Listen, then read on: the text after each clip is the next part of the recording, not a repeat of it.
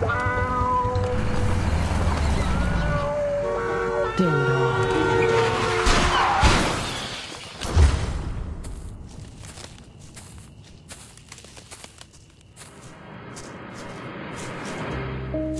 Are you all right?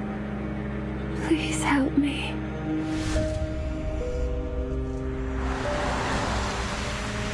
There's a motel close by. A motel? Tuesday's motel.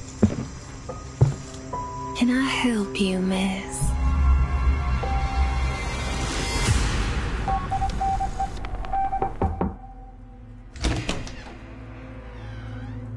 Who are you? You're in deep now, ain't ya? The name's Argus. Just call me Merc. When was that array drawn? It'd be less than 24 hours ago.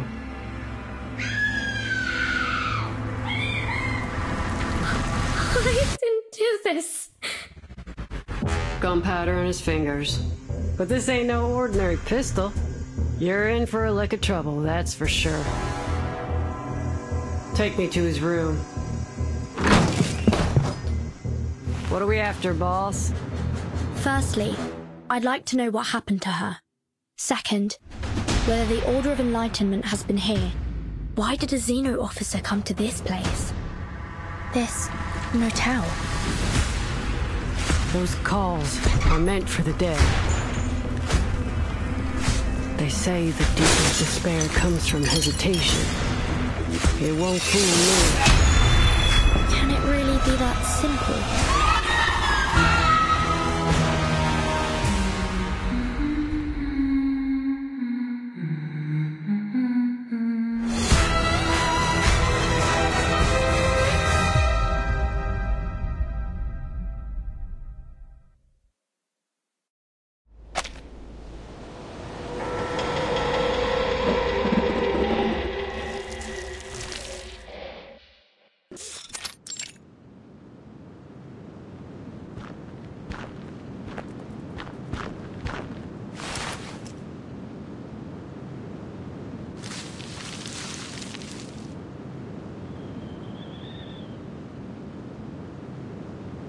.6 inches long.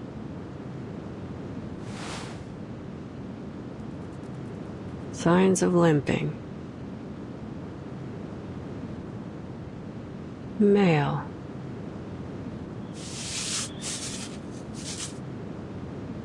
Around 20 years old. Lightweight.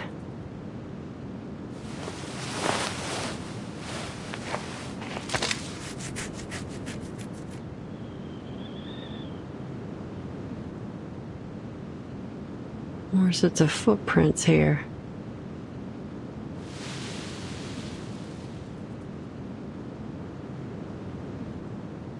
Boss, are you sure this is where the materials for the revered one are? There isn't even a single trace of human activity here, let alone a market. I guess the only possible explanation is we're here for these plants, right? Of course not. You idiot. That's too bad. I'm great at harvesting plants. I'm a pro, see? Check out these calluses. Although my mom would probably disagree. You have any idea what these materials look like? It must be important, so we better handle them with care. Don't want to risk mistaking them for weeds, you know? I hope they're easy enough to find. With my leg messed up like this, I can hardly handle any delicate work.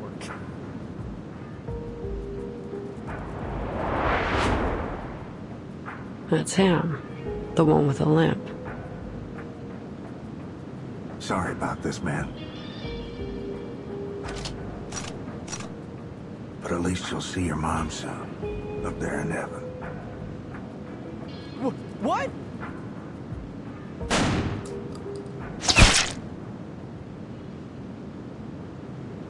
Who's there? What are you waiting for? Get your ass out of here.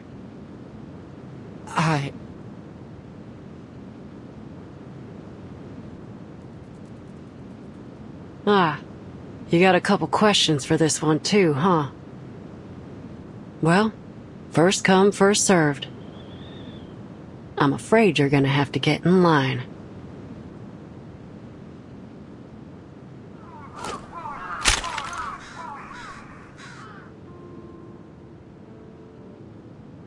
Alright, here's how we're gonna do this. I ask, you answer. If you lie, I'll blow your jaw off. Have you ever met a girl named Kayla? Kayla? Let's try that again. A girl, about 5'3", chestnut hair, emerald green eyes, speaks like a Texan. Have you seen her? Yes or no? No? Then why is her hair clip in your pocket?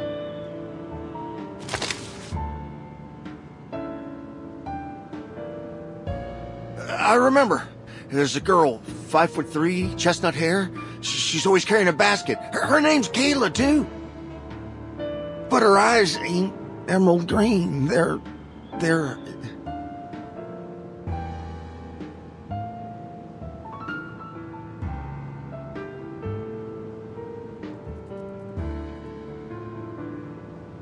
Tell me how you got this hair clip. The more detailed, the better. We just bumped into each other by chance. She dropped it on the road, and I thought my daughter would like it, so I...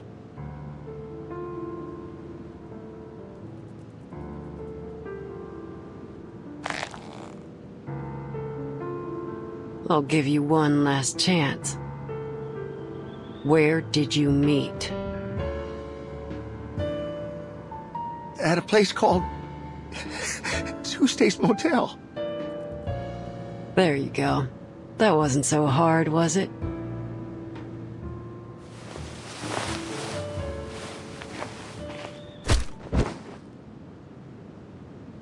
Next time, just spit it out.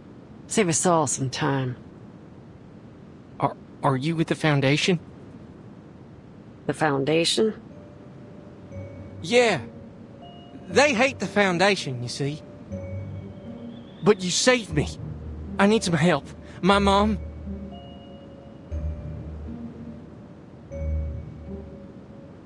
I never heard of no Foundation. And I don't give a you-know-what about what's going on between you and them. Got my own matters to deal with. I'll leave him with you. Keep the gun. You figure the rest out yourself.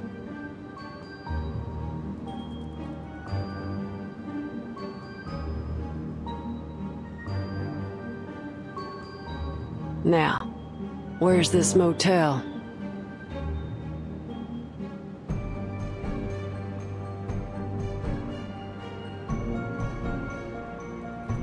Listen, you saved my life, so I owe you one. I have to warn you, that motel... Save your breath. We're done here. Wait!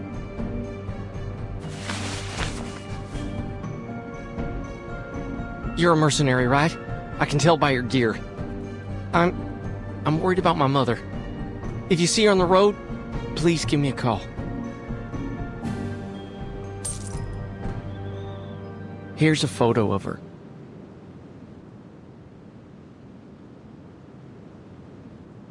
Got it.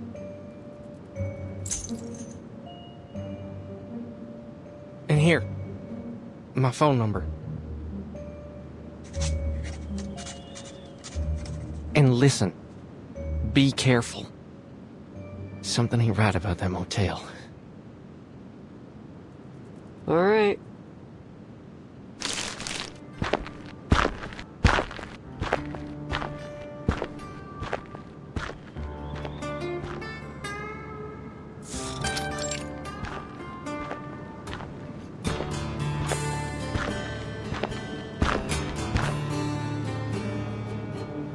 One sheep, two sheep, three sheep.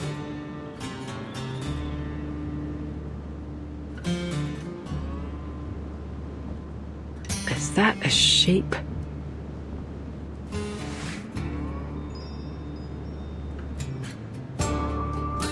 2 sheep. 3 sheep. Funny how we hit the hay every night, just like kids hit the books every day. I'm Barbara. Nice to meet you.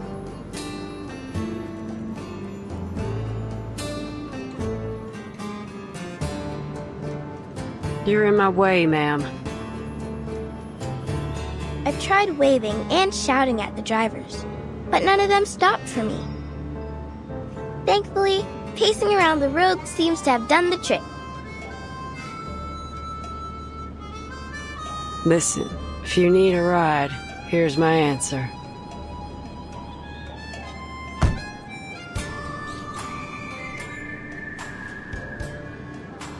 No. My driver left me here, probably because of that scraping sound on the car roof. That scared him half to death. Everything happens for a reason. Destiny's brought me to the right place, I think. Could you give me a ride? I'm on a business trip, so money is no object. It ain't about money. Oh, a disappointing answer. But I understand. One must be vigilant. If you don't mind me asking, miss, what happened to your eyes? They're bloodshot. It's best not to drive with your eyes in such a state. You have a much higher chance of getting into an accident. That ain't none of your concern, Miss Sheep. See ya.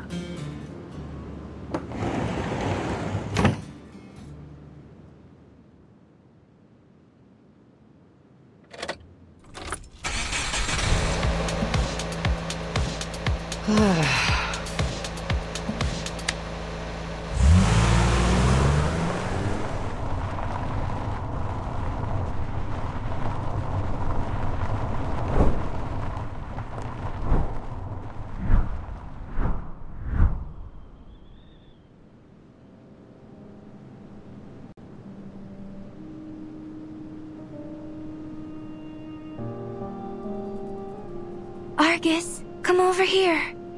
This little lamb almost didn't make it out of her mama's belly.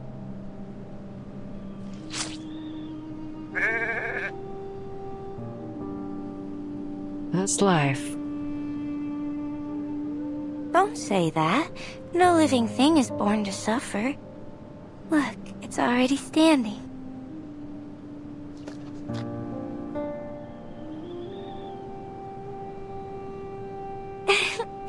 What an adorable little thing.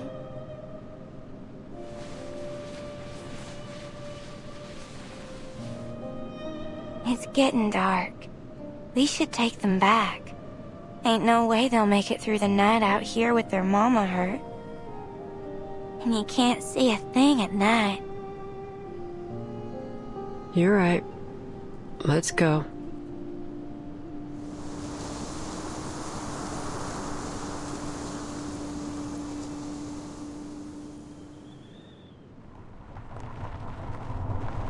Screw it.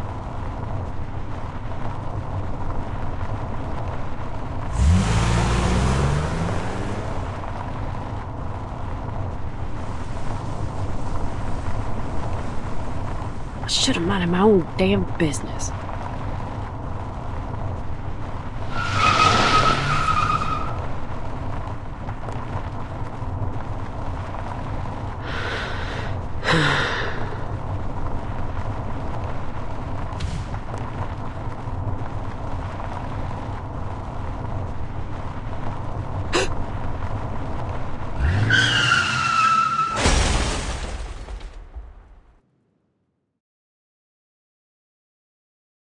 Before we left, TTT was telling me an urban myth about Texas. Huh, sounds about right. What's the story about? The story starts off in the typical way. A man was driving down a long Texas road when he saw a girl hitchhiking. He offered her a lift and a piece of chocolate.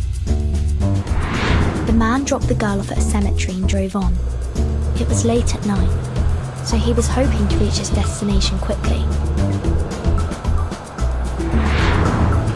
Soon after, he saw a funeral procession going down the road. The photo of the dead seemed familiar. Curiosity came over him, and he followed them to the cemetery. Look, a piece of chocolate.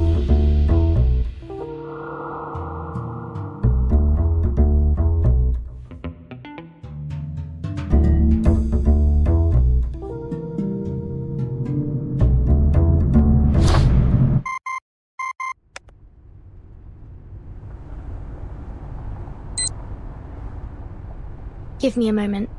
I have to take this. It's from the Foundation. Timekeeper, this is an emergency notice. The Xeno base in Texas, USA has conducted a large-scale evacuation. Xeno has not yet responded regarding their actions. Should you encounter any difficulties on your trip there, please contact headquarters immediately. Understood. Despite these developments, your mission remains the same. Contact U2 editor Barbara, who was last seen near Route 77 collecting information, and find Erd's current whereabouts through her. Since U2 editors use a special communication channel, her current location is still unknown. We'll be in touch as soon as there's any new information. Any questions, Timekeeper? No. Thank you. All the best, then.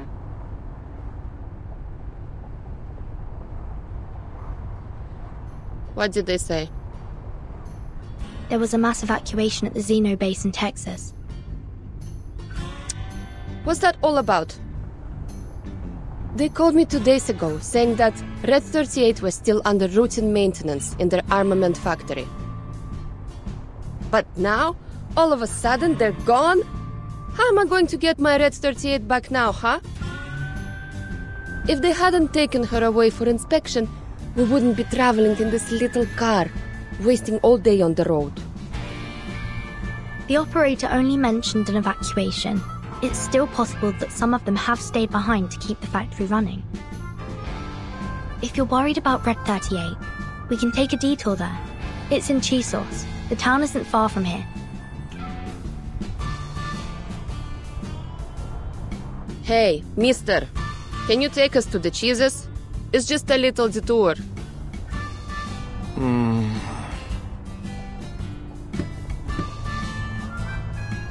Girls, I don't know why y'all are here, but whether it's just for a bit of adventure or for business, I gotta tell you, something ain't right in that town. We've all heard the stories. Scratching sounds on car roofs, animal bits stuck to car grills, and those people in black robes running around. It's all too weird for me. Give the ghost stories a rest. Look, if you're trying to negotiate a higher price, at least be a little smart about it, instead of trying to spook us with a few tall tales. You got me all wrong. Who in their right mind would throw away the cash in their hand unless they were forced to? Benjamins are good and all, but they ain't worth my life. Ain't no way I'm taking you there, no matter how much cash you throw at me.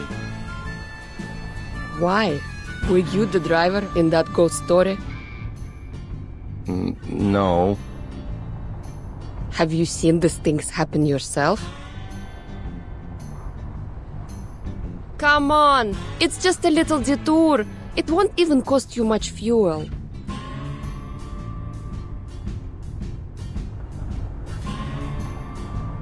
Sir? You see that? It's fogging up.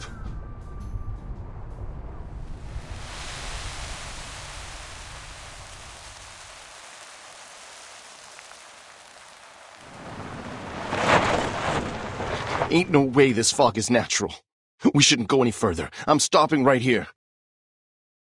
Ugh, fine. I'll drive. Swap seats with me. No! Nobody get out of the car. Why? Are you kidding me? You haven't heard the stories, have you? Then what in the hell are you even doing here? When the fog rolls in on Route 77, you should always stay in the car. All kinds of terrible things hide in the fog. Some folks say they saw giant white crocodiles. Others say they saw dead bodies hanging from trees. Ain't nobody leaving this car. Not until the fog's gone.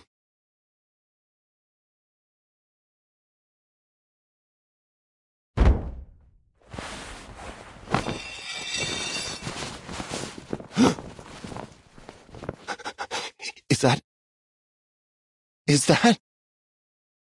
Oh, come on! Don't tell me you're scared of this stuff. He's fainted.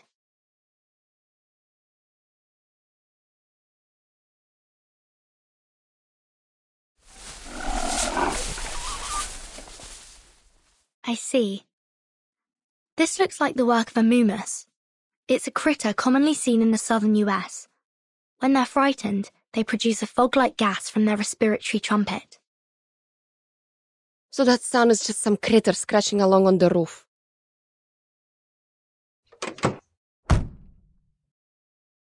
At this rate, I won't get my Red 38 back for another month. Well, I always wanted to try this. Help me move this guy. And you'll have to give up your passenger seat, Capitan. I know what you're thinking, but do you have a US driver's license? Or any driver's license at all, for that matter? What do I need that for? I can fly a broom and even do all those maneuvers. That takes more skill than driving a car, don't you think? Ha! Compared to flying, driving a car is child's play. Just look at the number of drivers compared to pilots in the world.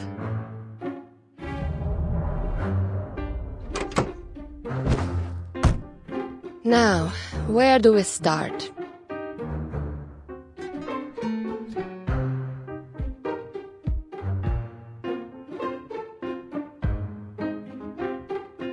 Start both engines. Keep the tachometer at 70%.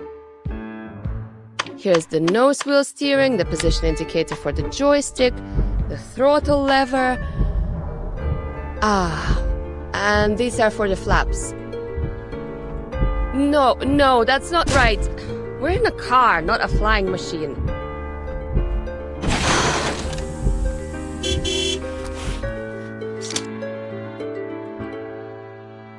Let's just get out, Capitan.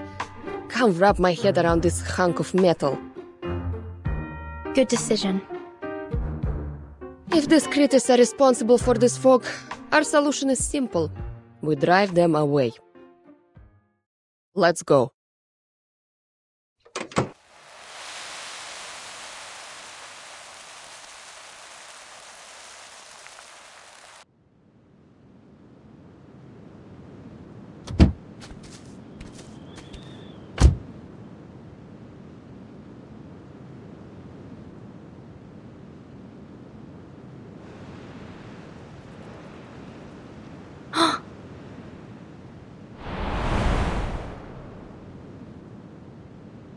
What is it, Capitan? Someone's casting arcane skills nearby.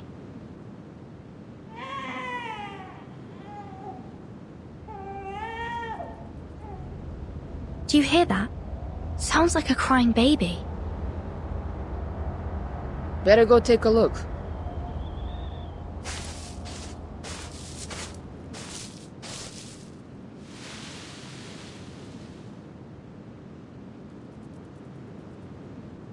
You know, a Texan soldier once told me about a notorious bandit back in his hometown many years ago. He would record the sound of a crying baby and play it outside the homes of single mothers. Then he'd wait, ready to attack them if any of them opened their door to look for the baby. Yes, but the actions of one man don't negate all other calls for help. Of course not. It's just a reminder to be ready for anything. We're close now. Prepare yourself. Got it.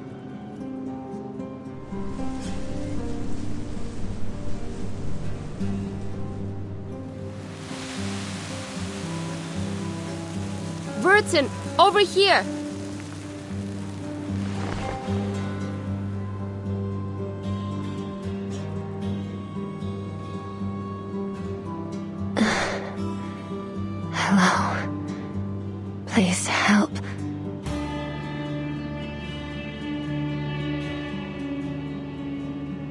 Are you alright, miss?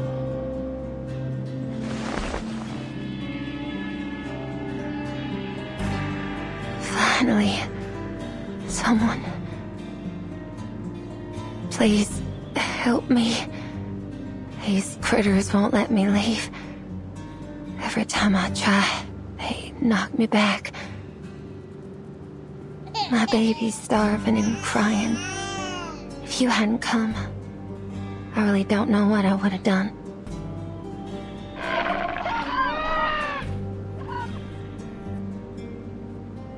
You mean these Moomus? I've never read about them attacking anyone in any reports. In fact, they're known for being rather timid. Reports don't necessarily capture the whole story, Capitan.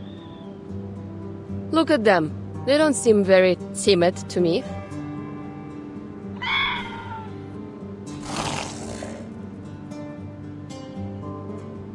Careful, it's going to attack!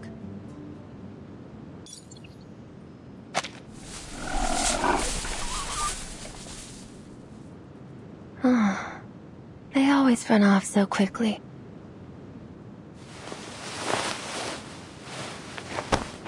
Are you alright? Did you get a good look at them? Those slippery little things look like seals, don't they? They always jump on passing cars and rub their flat hind legs on the roof, making that coarse, scraping sound. Amazing creatures, aren't they? These little fearmongers.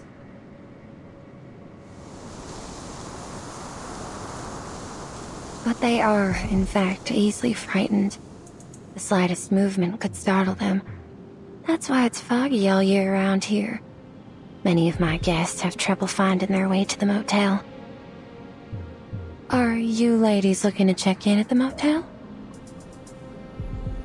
Motel? Yes, Tuesday's Motel. If you're looking for a comfortable bed for the night, it's the place to go. Anyway, thank you so much for saving us. I owe you one. Excuse me? Are you the maid at Tuesday's Motel? Oh, I almost forgot to introduce myself. Folks around here call me Tuesday. Hey, Tuesday, over here. Hey, Tuesday, breakfast for one, please. Tuesday, Tuesday. Oh, ain't we all like horses? And our names like the reins pulling at us.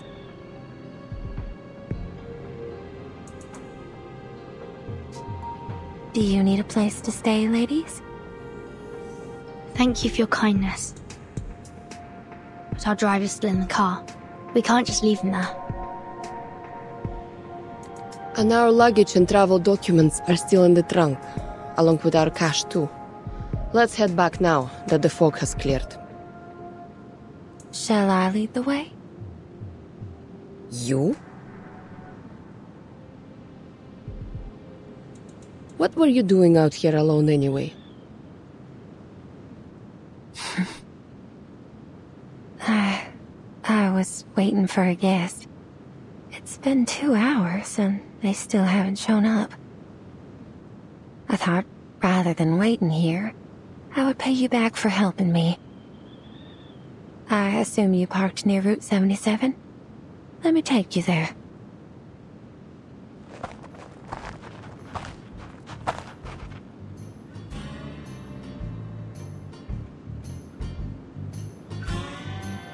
That coward.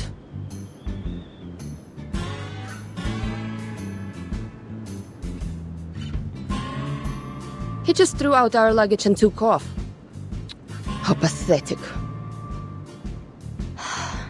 At least he didn't take the luggage with him.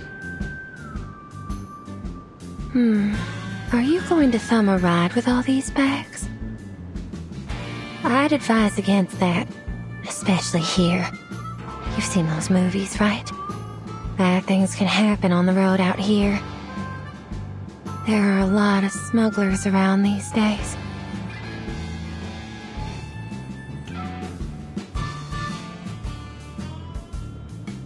Did you say your motel wasn't far from here? Yes, Come this way. There's an easy trail that won't dirty your shoes. Don't worry, it ain't far.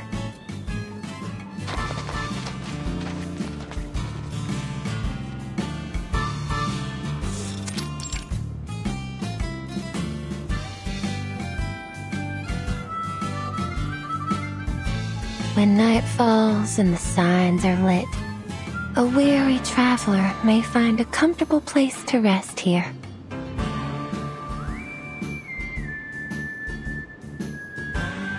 Welcome to Tuesday's Motel, ladies.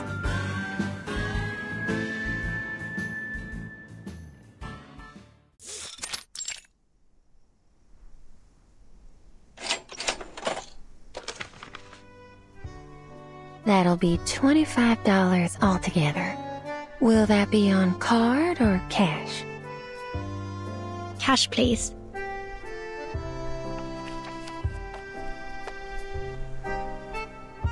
Hey, do you know if there's an armament factory in the town nearby? An armament factory?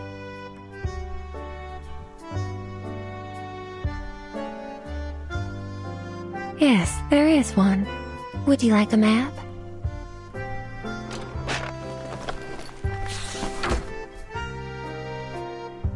If you plan on visiting, make sure to return early. It can be a difficult walk in the dark.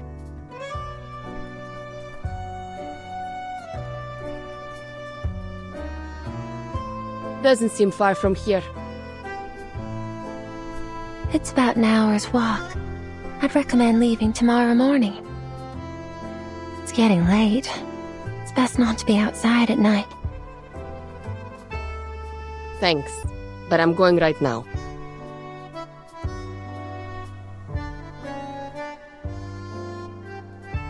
Nothing can go wrong as long as I have Red 38 by my side. Call me if anything happens. Like what? I can handle myself.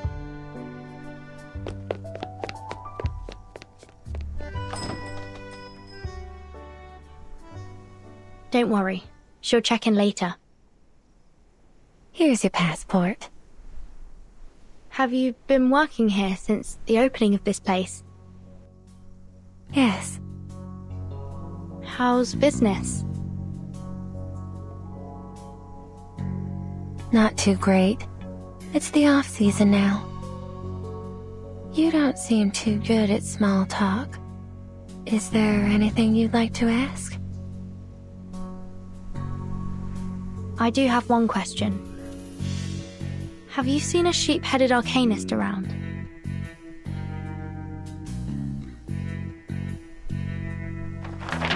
Oh, that's not a face you'd easily forget.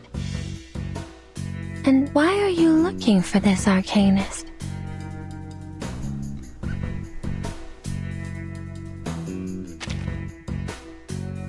Two. I think I've heard of that before. That's a magazine specially made for arcanists, right? Well, I'm sorry to say that I've never met an arcanist with the head of a sheep. I can help you ask around if you...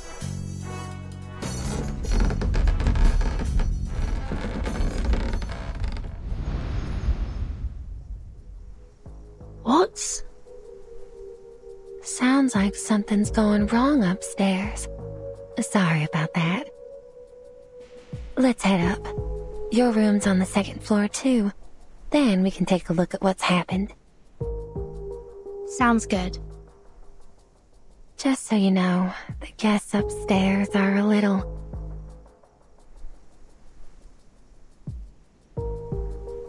Well, you can stay behind me if you like.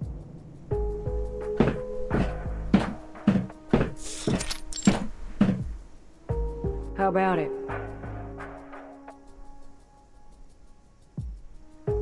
It's just a simple room swap. I'm sure it won't be no trouble at all for a generous lady such as yourself.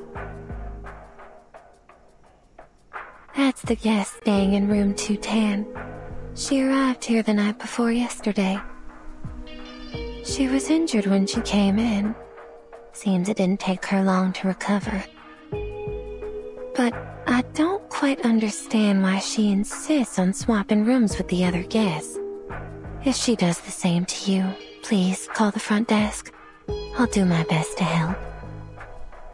Why didn't you offer her your help? She needs it more than I do. Oh, things don't work like that here, miss. Everyone has their own secrets. With the variety of guests we get, it's best to keep your mouth shut, or else somebody will shut it for you. Although there are fewer bounty hunters around these days, my advice is to stay quiet if you don't want any trouble. Especially if you're dealing with an armed mercenary. You know how things like that play out down here in Texas, don't you? Understood.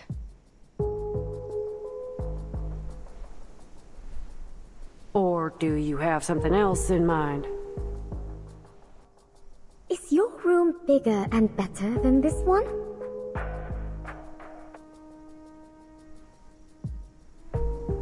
That's the guest of room 218 speaking. She too is a young lady like you. You remember all the guests and their room numbers? You'd remember her too if she'd been staying in your motel for a month. Miss Kimberly's been here for just over that.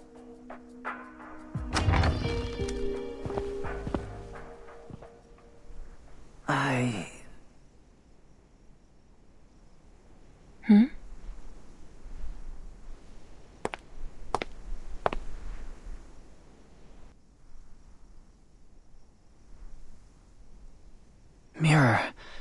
The mirror. Mr. Stefan, are you coming out for some fresh air?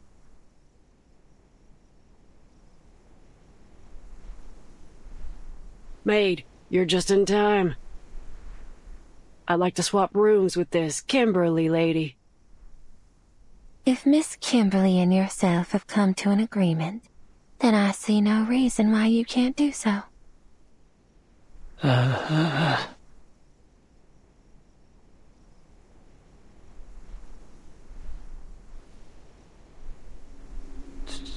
Timekeeper?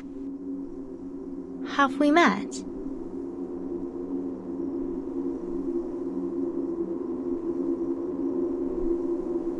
Vertin? That's me. Do I know you, sir?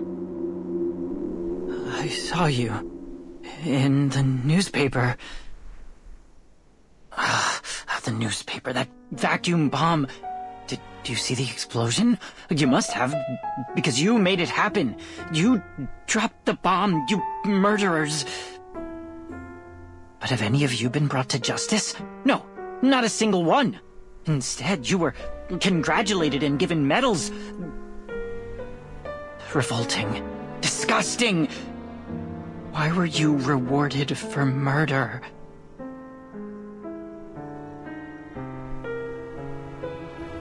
Meanwhile, I'm stuck in this hotel. Lord, is this what my life has come to? But we've never met before. I don't even know your name, sir. Of course you don't know me, but I'll get the truth out. I'll expose your crimes to the public.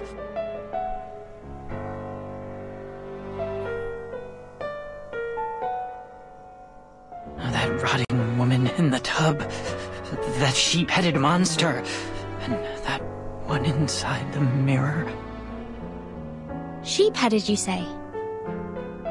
Wait, sir. Shh, don't startle him. He's totally crazy. I should have known it was all fake! If they're giving out medals for killing people, then I should have one too. That shiny medal. It should be mine!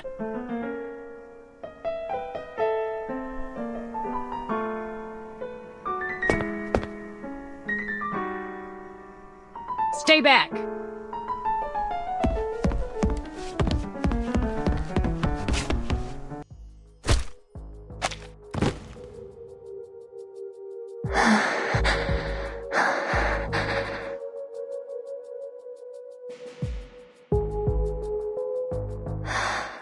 I'm ever so sorry about all this, Miss Furton. You've only just arrived, and you've had to deal with so much trouble already. Oh, it's no trouble. In fact, I'm glad that we came here. That man said he'd seen a sheep-headed monster. Oh, that. He's quite delusional. Surely you won't take the ramblings of a madman for a fact, will you? He's been peculiar since the day he checked in. He spasms and twitches and pays little attention to his surroundings. It's best not to have a face-to-face conversation with him. Who knows what he'll do next? Hey, you, maid. Enough chatter. You have a job to do.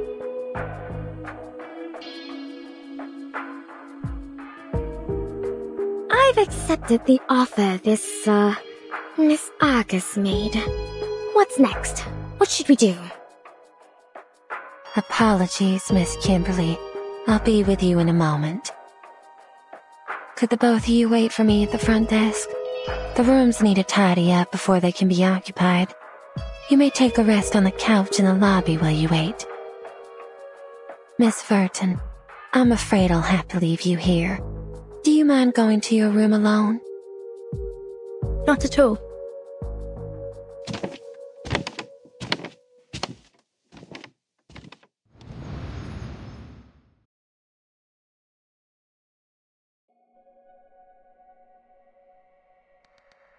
Ma'am, you can just leave the room as it is.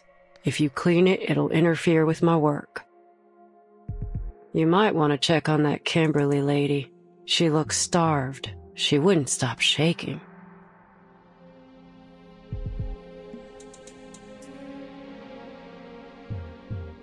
Oh, Miss Kimberly, would you like something to eat? I'm fine.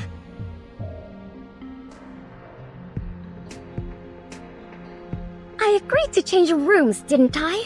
Why are you two still mocking me?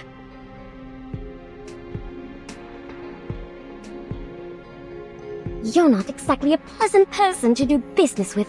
You know that, right? Well, darn. What got you so riled up? It's too late now. A deal's a deal. You can backpedal if you like, but it ain't wise to mess with the girl packing heat down here in Texas. Later, Miss Kimberly.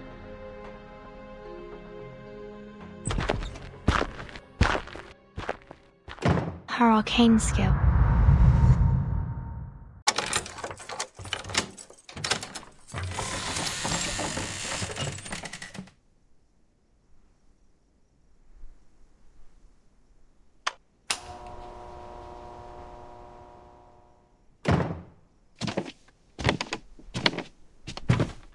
That man, Stefan, he clearly knows something.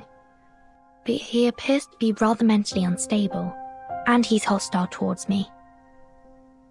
Adam Z cautioned me on this. I must be extra careful when dealing with people like him. Should make sure I have a backup plan in place before proceeding. Still no sign of Lilia.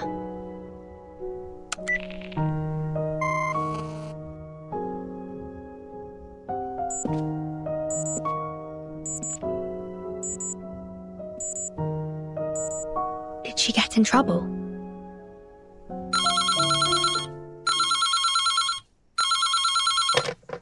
Hello?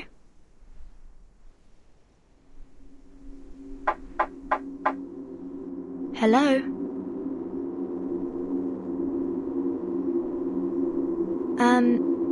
Is that Miss Tuesday?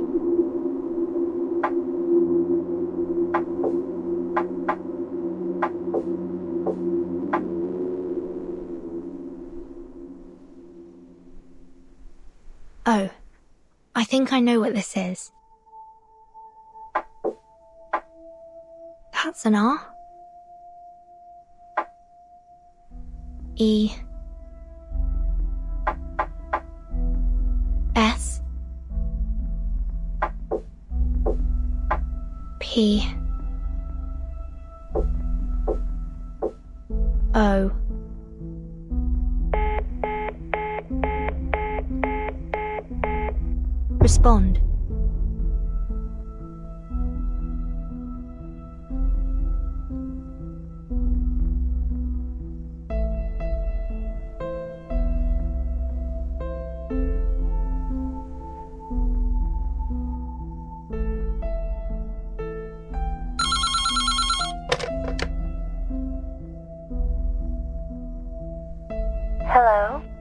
Is Miss Burton?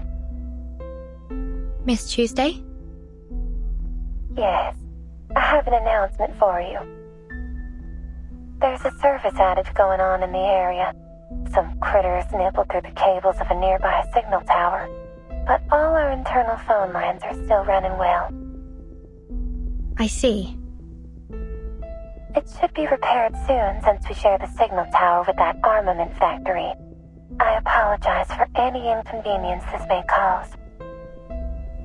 I'll bring you dinner up later. It's on the house.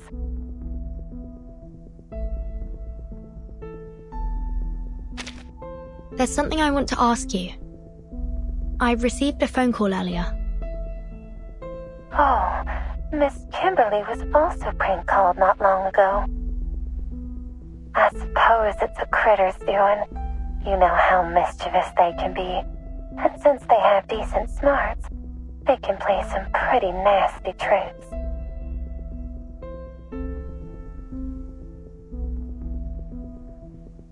I don't think that's what made the phone call.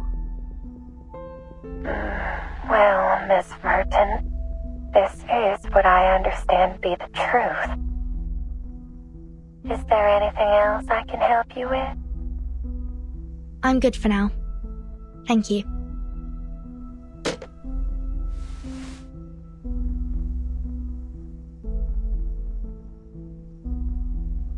Spiders?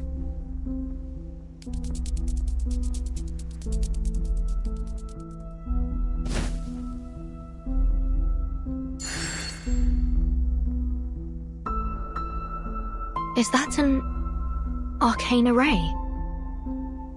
The pattern's familiar. I've seen it somewhere before.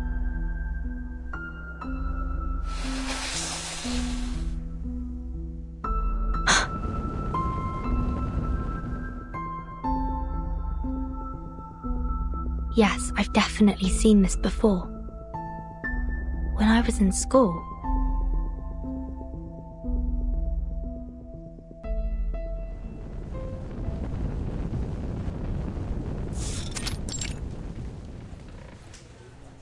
This is an extremely dangerous array, one that you are prohibited from using. It can go easily beyond the caster's control. We study Arcanum and tame it for our use. But once its power surpasses our limits, it is highly likely that it will lead to our own destruction. I need you all to remember that. It'll be in your next exam.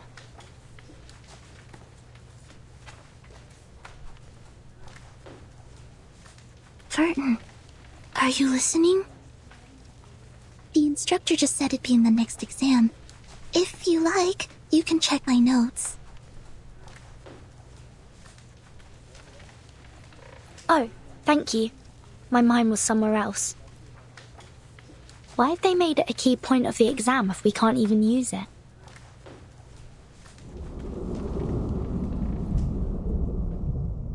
I see. They didn't teach us about arrays so that we could use them. They wanted us to be able to identify them so that we could avoid danger.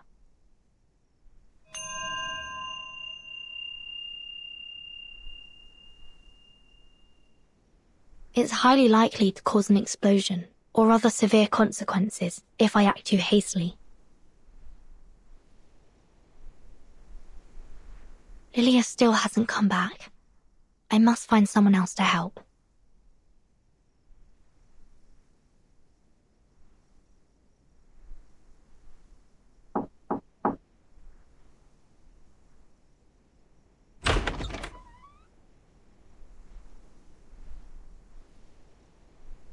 Hey, we met back in the hallway, remember? Now it's your turn. What exactly do you want from me, miss?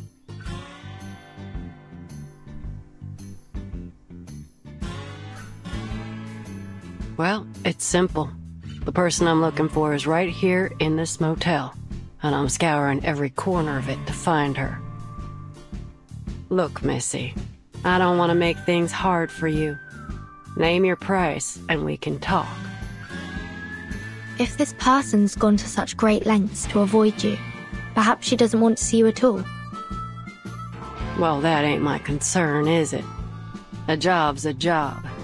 Whether it's catching a cheating spouse, tracking someone down, or delivering a letter, it don't make no difference to me. Very well. But you'll have to look elsewhere, I'm afraid. There's no one but me in this room. Huh. Look, I know what I'm doing. How about you turn around and take a good look around the room? So you can knock me out as soon as I turn my back to you?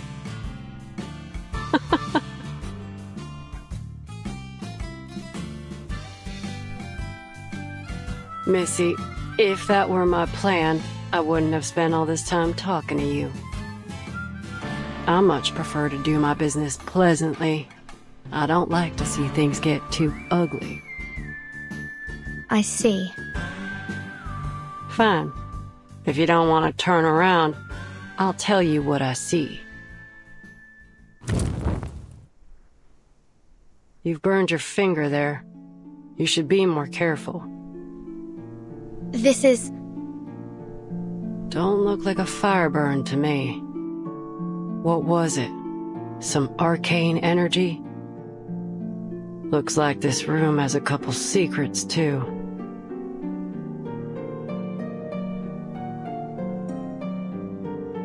So you touched an arcane array, and its power burned you. How's that for a guess? Pretty close, huh?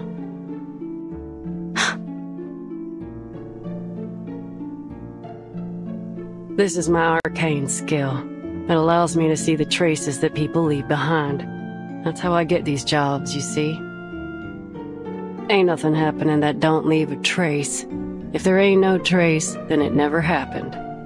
I came to your room to look for evidence, not a person. I see.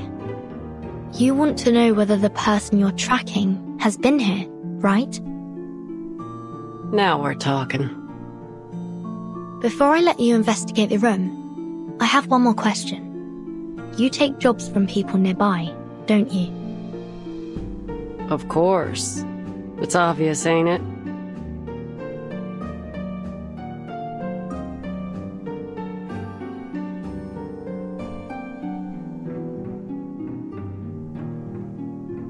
You seem more intrigued by my profession than my peculiar request. You're in trouble, ain't you? Then let me formally introduce myself. The name's Argus. I'm 26, and I have extensive experience as a mercenary. Let's make a deal. You may search this room all you like, and I won't say a thing. But in return, I'd like your assistance in my own investigation. How, exactly? Can you tell when that array on the cupboard was drawn?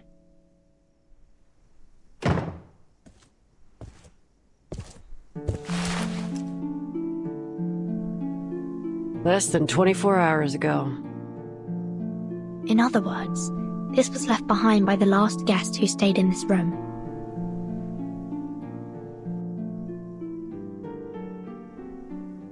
Can't say for certain.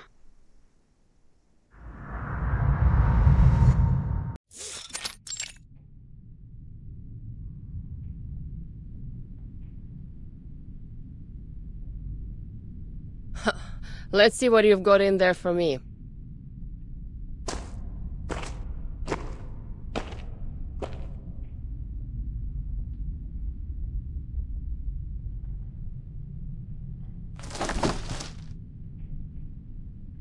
Hey, buddy!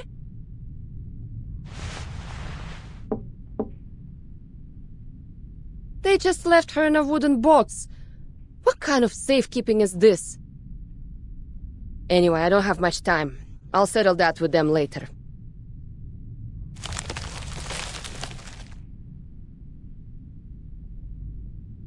Alright, at least they bothered to put a gravity ritual on it.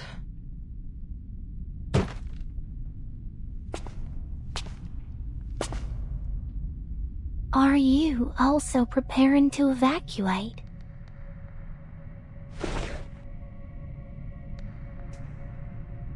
Ah, perfect timing. Are you in charge here?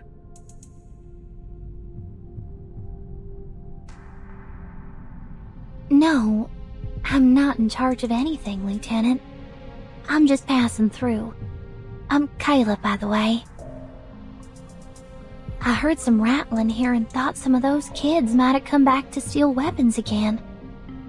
These things aren't cheap, and the kids know it. Kids stealing from the military? Huh, that's a new one. Where are the guards here? Oh, didn't they tell you, Lieutenant?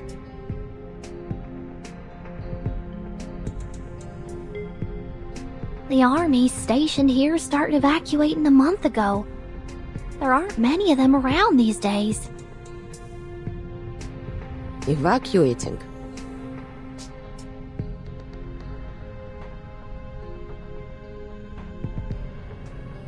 Then where can I find the soldiers that are still here? You're new in town, right?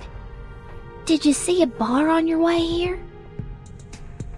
That's where the Xeno soldiers spend their nights drinking. You might want to check there first. That's probably where you'll find him. Him? What does he look like? Like every other Xeno soldier. They all look the same to me. You'll know him when you see him.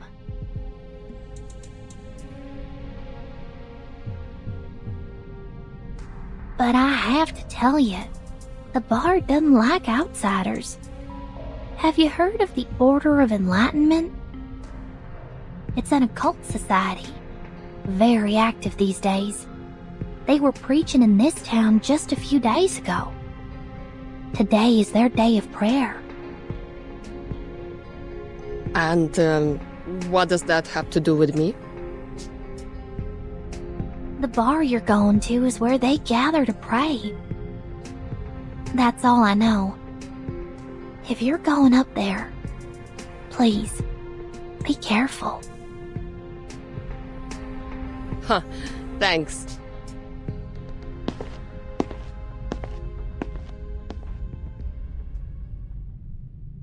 May the sufferer watch over you.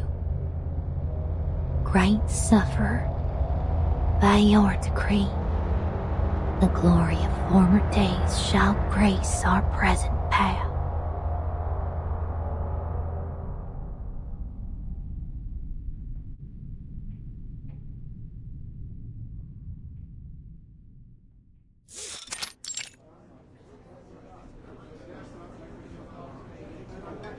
Great sufferer, by your decree, the glory of former days shall grace our present path.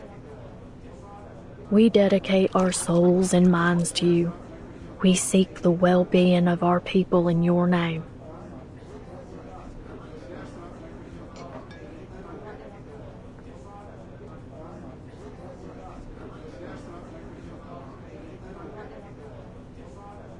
May the sufferer watch over you. Under the grace, may our cups overflow. To the sufferer! To the sufferer!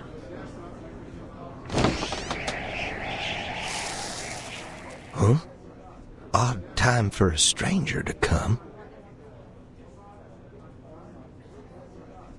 No crashing the party, am I?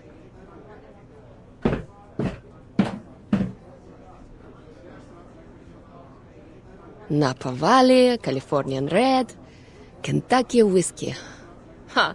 There's a lot of good stuff here. 1 vodka, straight. The best you got. It ain't business hours, lady.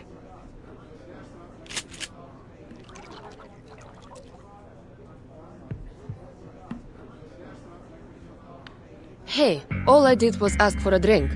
Is this how you treat your customers? As I said, we ain't serving you.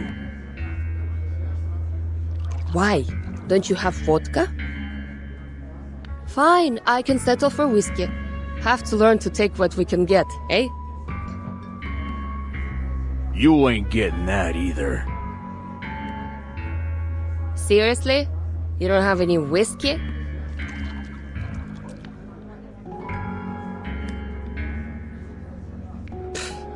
I'm starting to understand why Zeno evacuated. What's the point of living in a town where there's no real liquor? Especially for those drunkards. What's a Zeno lieutenant doing here anyway? No alcohol fuel in that warehouse of yours?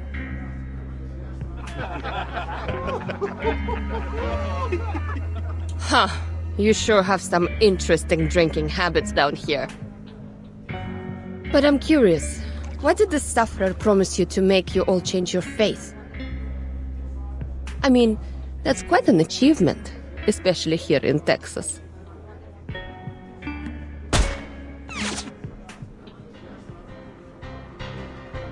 Oh, so we're doing this now, are we?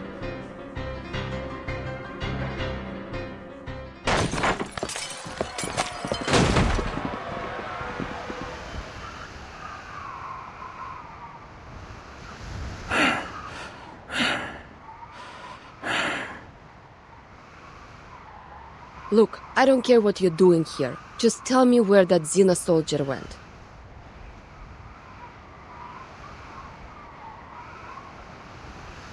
What Xeno soldier?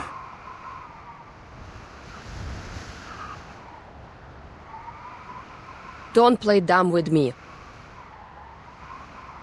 Oh, that soldier. He's a complete idiot, that one. It's obvious that Xeno has abandoned him, but he insists that they left him here because they believe that only he could keep the warehouse safe.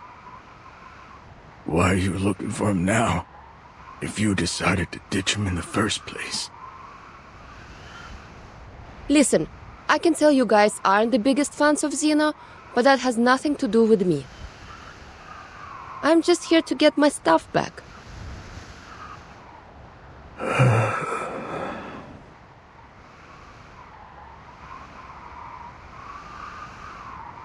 Fine. If you insist on finding him, try your luck on the outskirts of town. He might be drinking there. Thanks.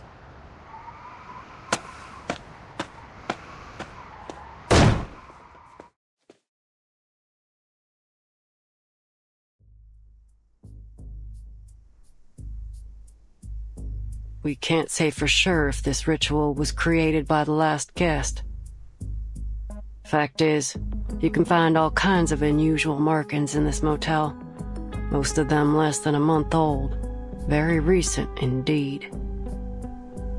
The maid said that there aren't many tourists these days, so my guess is that a group of skilled arcanists have left their work in every room.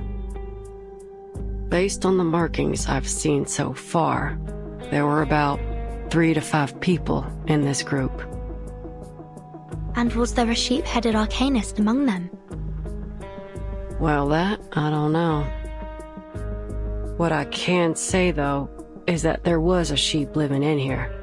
I saw some hoof prints on the hallway floor.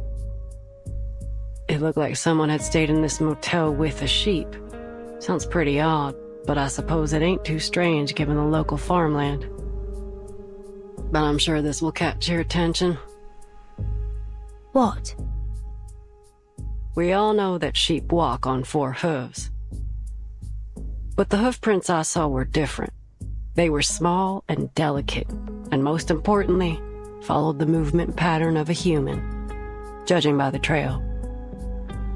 The owner of the hoof prints was about the size of a slender kid, maybe 5 feet tall.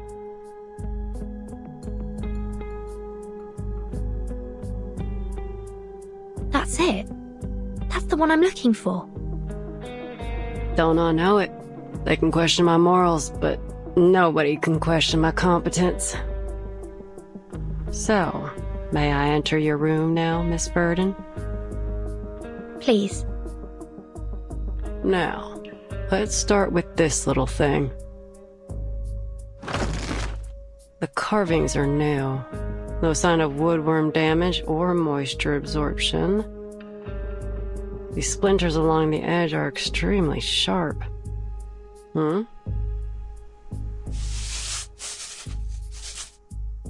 Is this dried blood?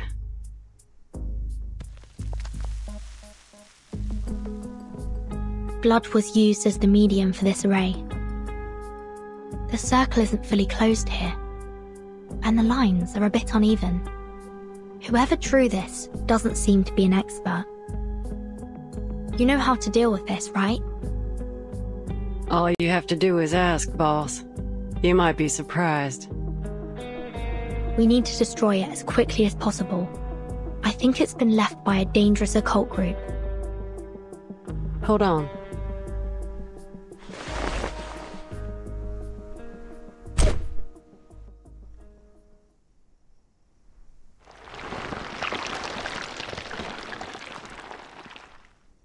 Is that blood?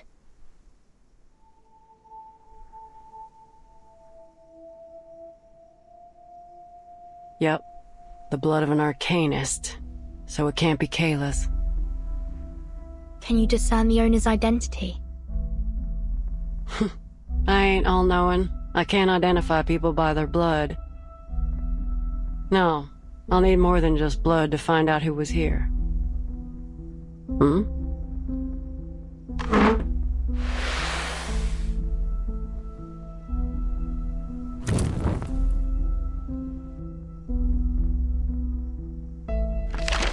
We are the beginning and the original source of metals.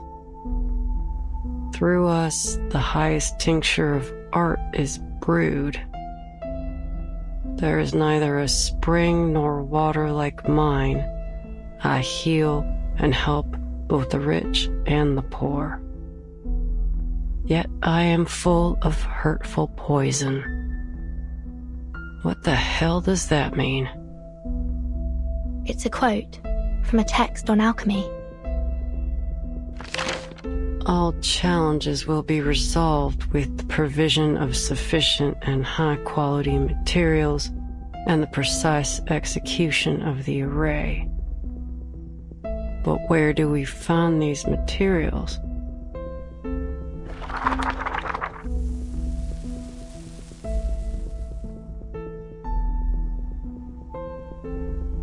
What was once sundered shall reunite.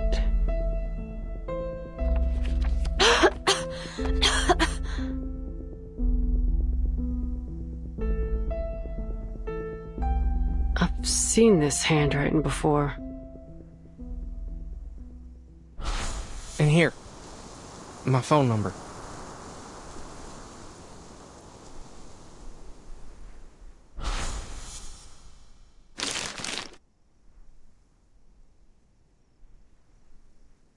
Yep, this is definitely the same.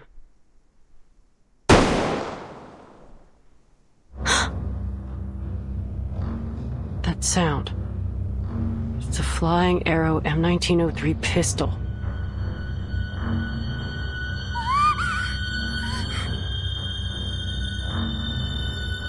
Kimberly?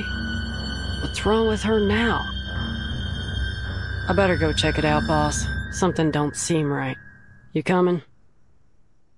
That Kimberly must have run into something.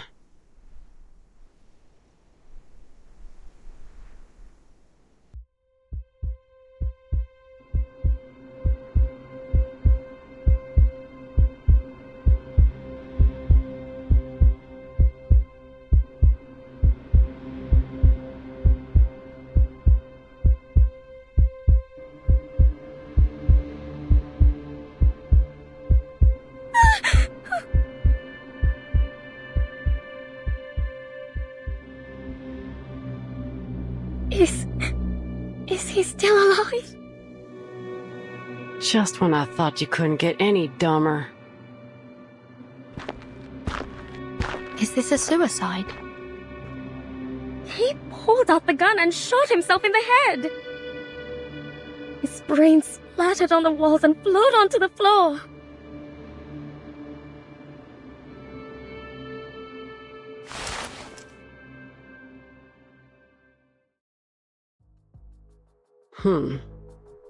There's gunshot residue and powder burns near the wound. Gunpowder particles on his fingers.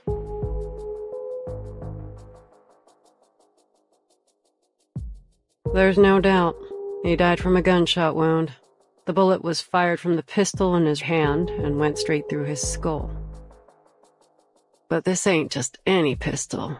It's a Xeno pistol.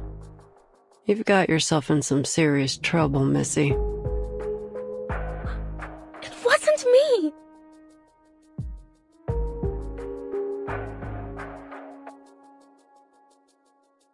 I'm just an innocent, sad, terrified girl who just happened to pass by.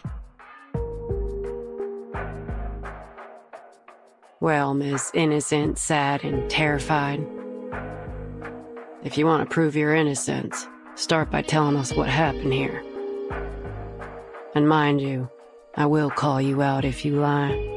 The evidence here will tell me what's true and what ain't.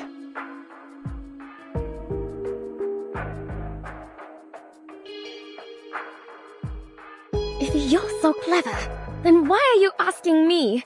Just figure it out yourself.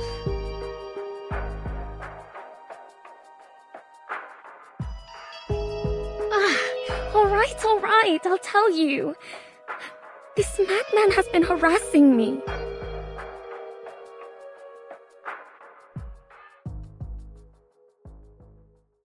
Ever since I moved into this place, I'd often seen him pacing around in the hallway. Day and night, he'd stomp around out here. He didn't care if anyone else was trying to sleep. I thought he must have had a lot on his mind, like he was troubled or something. So I asked him what happened.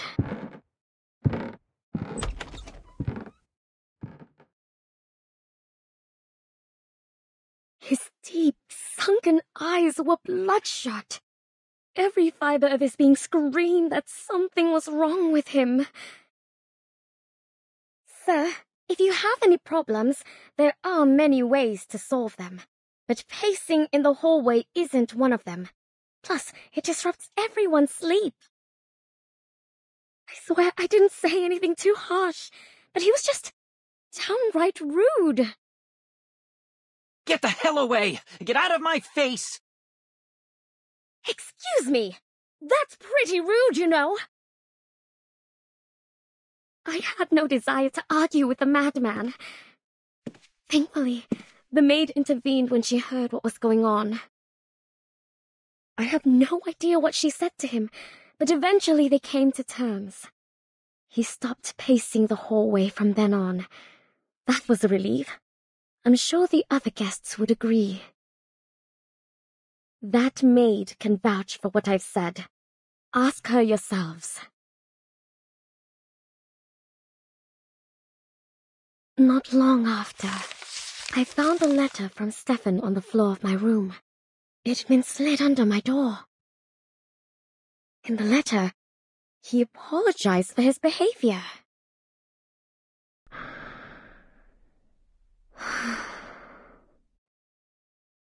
Should I make peace with him? I thought. As I wondered, I took a look through the peephole.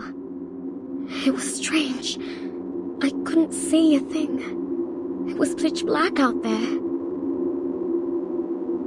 Is it broken? I wondered. Before I could dwell on it too much, the phone rang. I was startled, but it was just the front desk calling. Hello, Miss Kimberly. Is it dinner time already? No. Is there an issue between Mr. Stefan and yourself? She seemed hesitant to speak.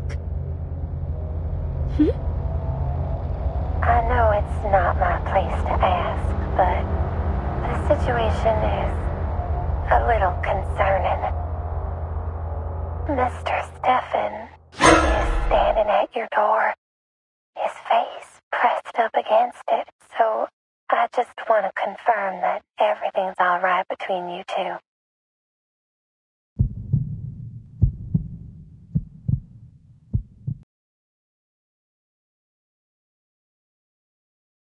And that's what happened. Calm down, miss. It's all over now. Do you still have that letter with you?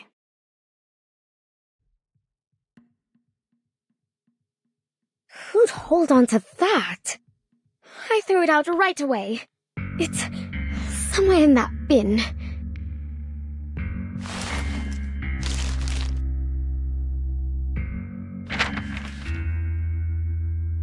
Dear Ms. Kimberly, I've got a question already. How did he know your name? You didn't know each other well enough to have exchanged them, did you? I'm the victim here, damn it! You can't interrogate me like this. But if you must know, maybe he heard it when my friend called me. Your friend? Why? What's so odd about that? A young girl like myself should never travel alone to places like this.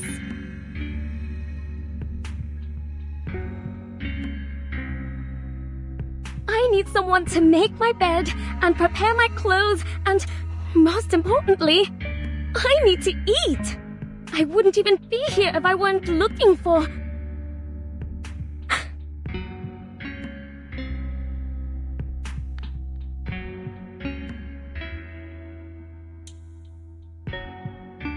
I want to apologize for my behavior earlier in the hallway. Looks like a perfectly normal letter to me. No hints that this is from a man on the verge of a mental breakdown. If you won't take my word for it, go ahead and ask the maid. She was there. She can vouch for me. Please, we weren't accusing you of anything.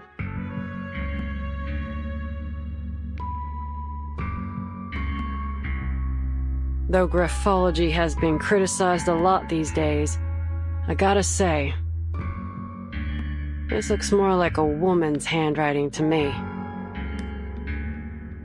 So you mean Stefan was a woman?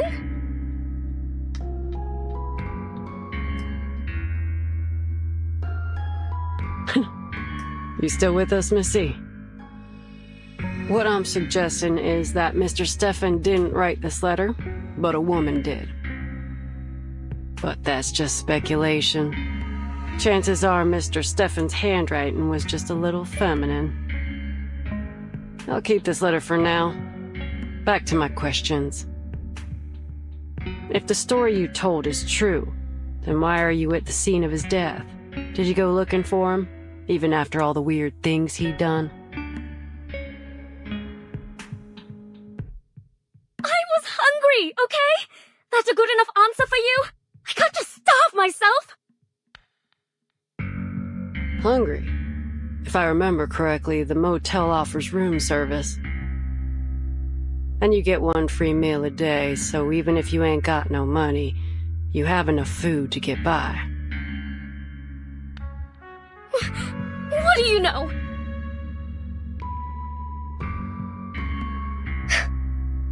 I'm not eating one of those ham sandwiches. Alright, so you've got some standards when it comes to food. Let's drop that. You were there when he fired the shot, right? What happened then? Take your time and think it through. There's no rush.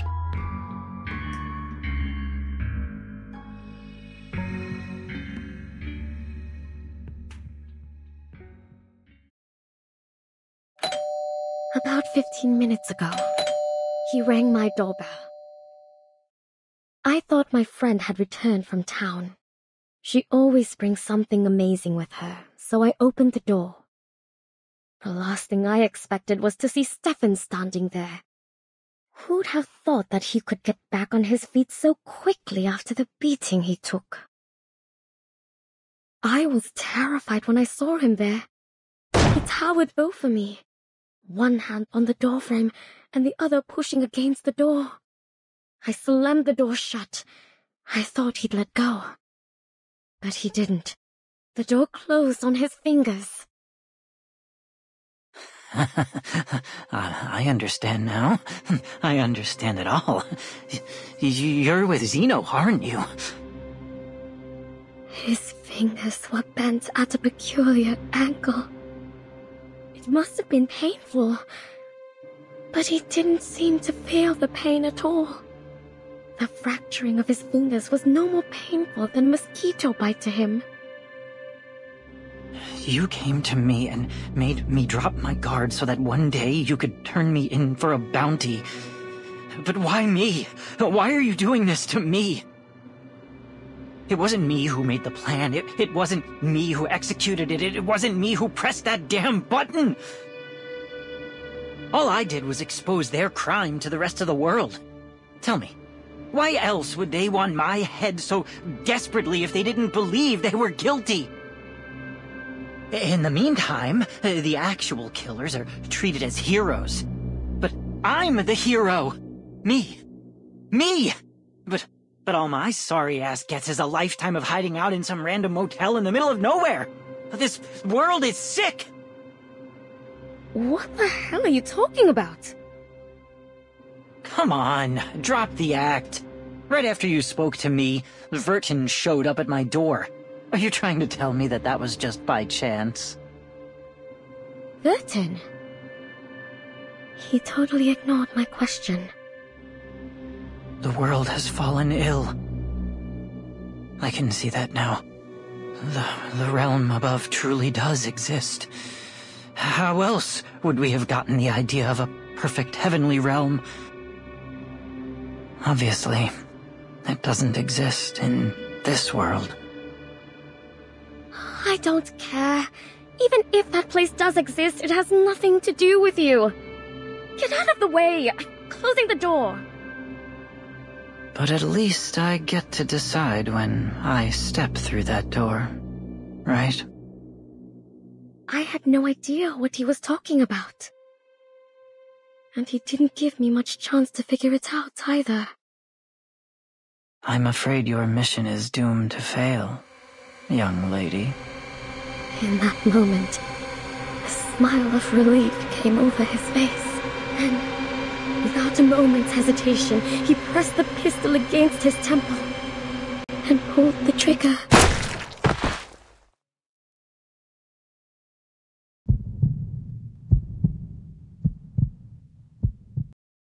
And you know the rest.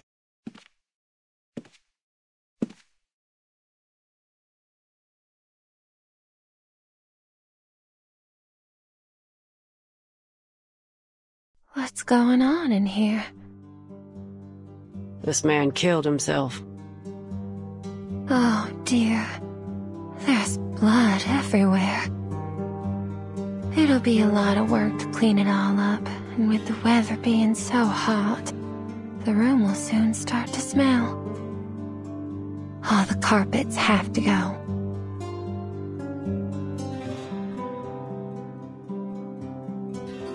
Miss Tuesday, can I ask you a question? Yes? Have you ever had any guests who looked like or claimed themselves to be Manus Vindictae? Manus Vindictae? I'm not entirely sure what you mean. Could you explain in more detail? Most of them dress in blue and black. Some drool a fair bit, and most of them can't speak in full sentences. The most notable feature is that they all wear masks shaped like hands. Have you seen any before? Masks shaped like hands?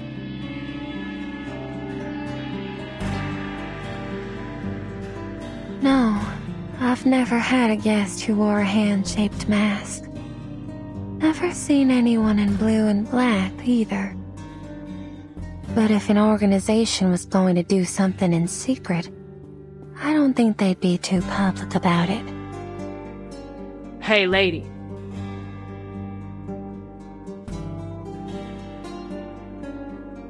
Take me to his room.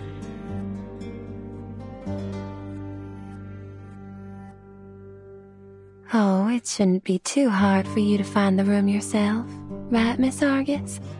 After all, that's how you make a living. But I can just tell it to you. It's 214. You must be curious about that room. I'm surprised. You've been in almost every room in the motel, and you've been here for 2 days. You're like a child in your curiosity. This place would be much safer if you were the sheriff here. Anyway, I hope you can find that girl soon.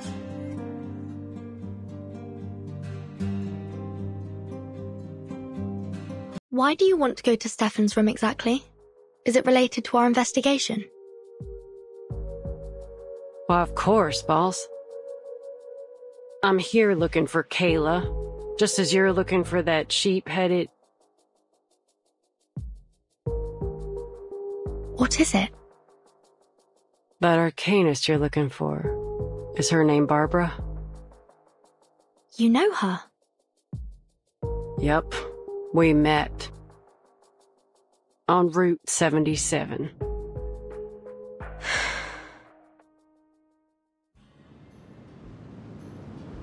I just got done asking two men about Kayla's whereabouts, and saw that it was getting dark.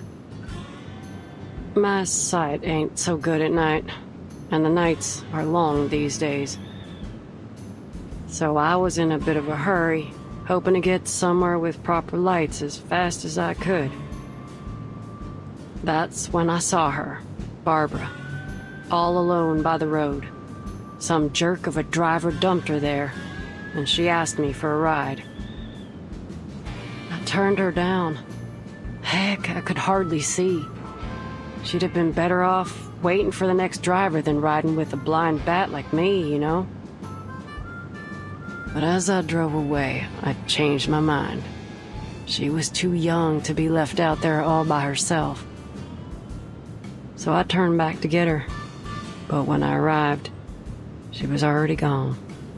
There was nothing but a trail of hoof prints in the dirt.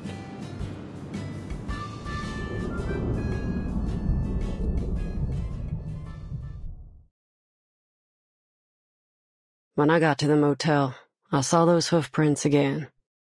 I gotta say, I was kinda relieved to see them. At least she made it here safely. And is she still here? Well, I've never seen any hoof prints leaving the motel. But that don't mean she's still here. You gotta be mindful of what your mind picks up and what might slip you by. It's easy to ignore other evidence when what you've seen already fits your hypothesis. That being said, it's still likely that she's somewhere in the motel. All right. Then let's look for her. It seems we're in agreement. To room 214. 202. 203.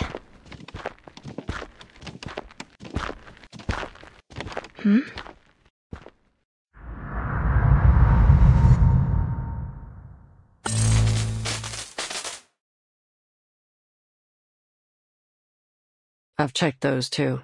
Ain't much in them. Argus, did you see a red door just now? A red door? Nothing. Must have been my imagination.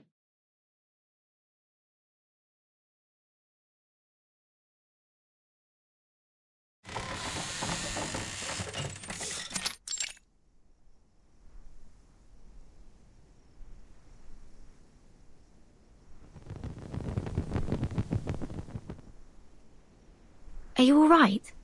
Can you still see? Don't worry about it. Ain't the first time this has happened. This eye issue runs in the family. It's the price we pay for having our arcane power.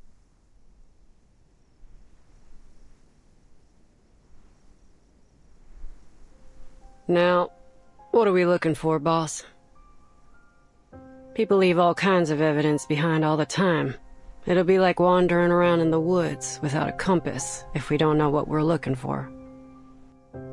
So if you don't want to be inundated with meaningless clues, you need to give me some directions. All right. First, I'd like to know what happened to Barbara. Second,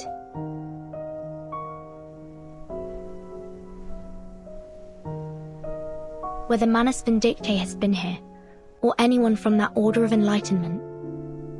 And last, about Mr. Stefan. The pistol he used was a Xeno military weapon, and he seemed to know about my relation to the vacuum bomb operation. It's likely that he once held a high rank within the Xeno military. I want to know why he came to this motel, and what happened to make him lose his mind here. Lose his mind here? What makes you think he wasn't crazy already? Xeno pays much more attention to its soldiers' mental well-being than any conventional military organization. It's because quite a few of them are arcanists. They're both Xeno's strength and weakness. So I'm inclined to think Mr. Stefan developed these mental health issues after entering the motel. Huh. Is that so? I gotta say, I don't know much about all this military institution stuff. Right, so here's the plan. First, locate Barbara. Second, look for any signs of Manus Vindictae or the Order of Enlightenment. And third, find out how poor old Stefan lost his marbles. And of course, I've got my own business to deal with. Tracking down Kayla.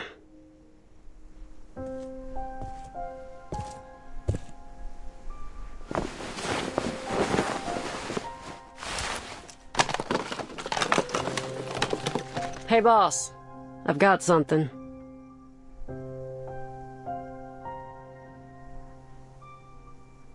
These footprints are from a spider.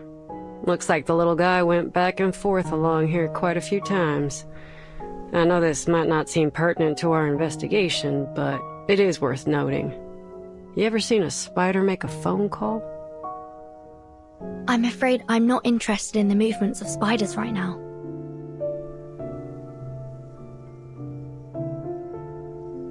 Come on, boss. Loosen up a little.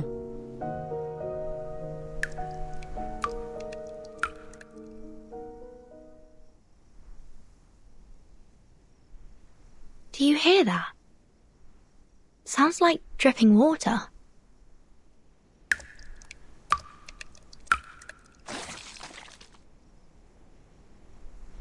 I'm sure it's just the motel plumbing. But...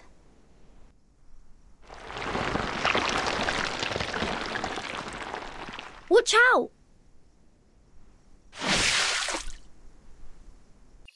This place is definitely more than meets the eye. I'm with you on that. There's just too much Arcanum-related weirdness going on here. Never seen so many arrays in a motel before. But we've only found one. In your room, yeah. But there are a load more. One room has them drawn from floor to ceiling. Looked like some kind of transformation array to me. I ain't no expert, so I can't say for sure. What are they trying to do, I wonder? Who knows?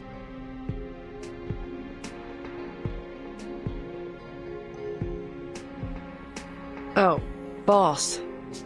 You might be interested in this.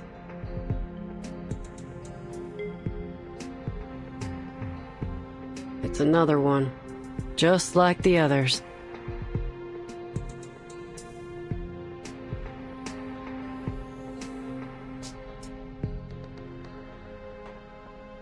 I've seen this before. It was also drawn in that parchment notebook. This is indeed a transformation array, but it's not in its full form. They were trying something. Check it out.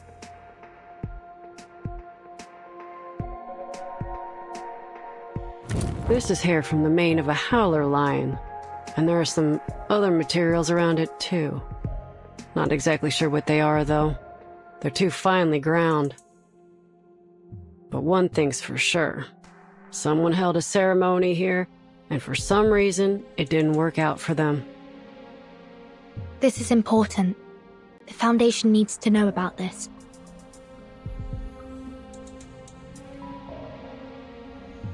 Argus?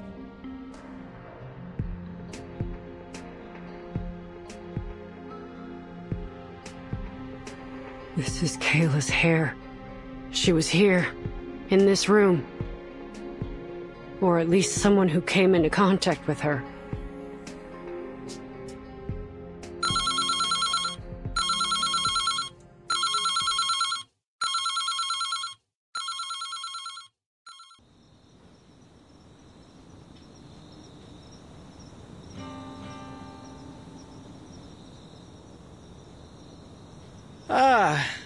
This is the life. A warm, beautiful night, a cold drink, and no one but me and the stars in the sky. Maybe I'll just lay here till morning.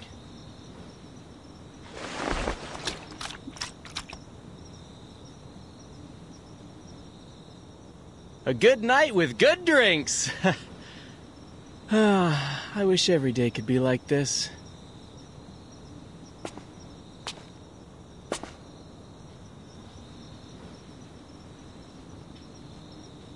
Hey, buddy, you're blocking my view. Huh? Are you stargazing?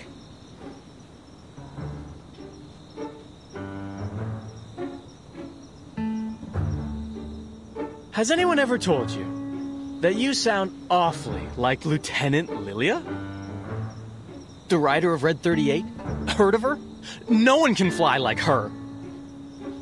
Of course.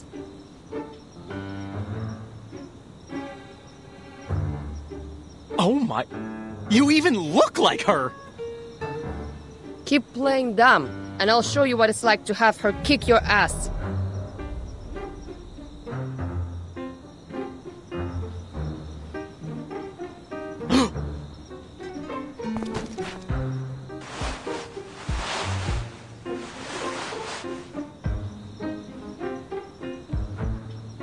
Lieutenant Lilia! Airman First Class Andreas, at your service.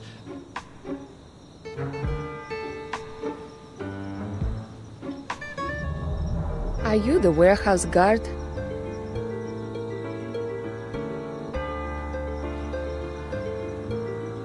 Yes, ma'am!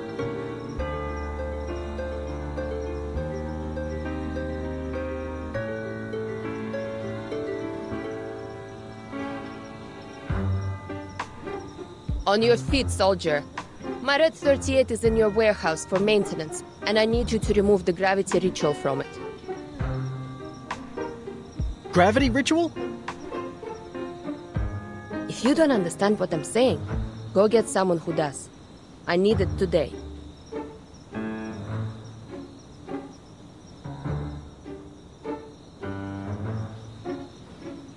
Oh, right.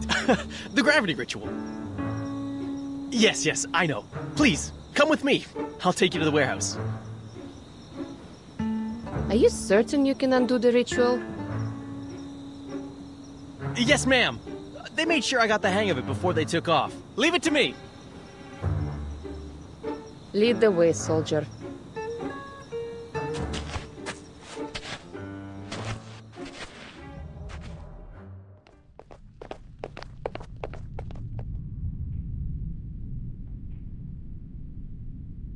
Open it. Oh, I remember this package. I thought it was some kind of joke, or someone with the same name as you sent the package. Who would have thought that you'd come to Texas yourself?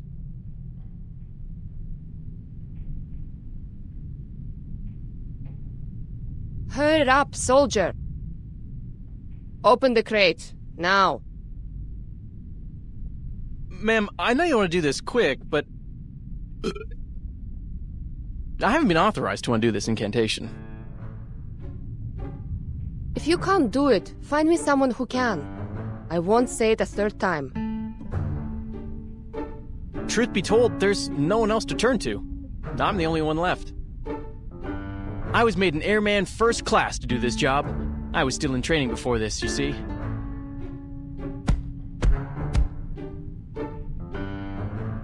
The others were either transferred back to headquarters or just left. I don't know where they are now. But since they entrusted me with such an important task, I'm sure I have a bright future ahead of me.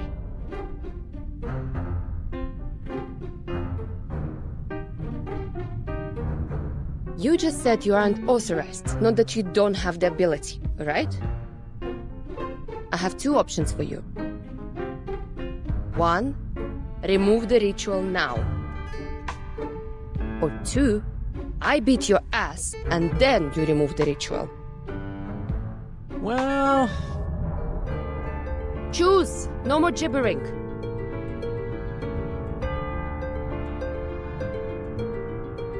I picked the second one. Huh?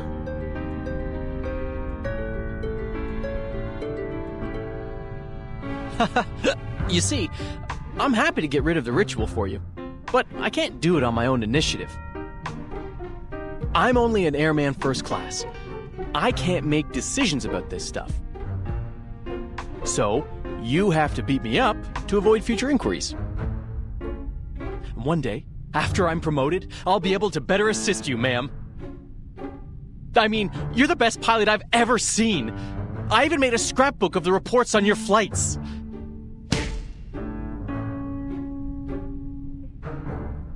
All right, no screaming, soldier. Let's do this.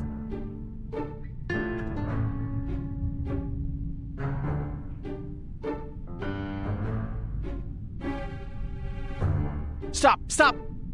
This is plenty to prove my innocence. I'll undo the ritual now.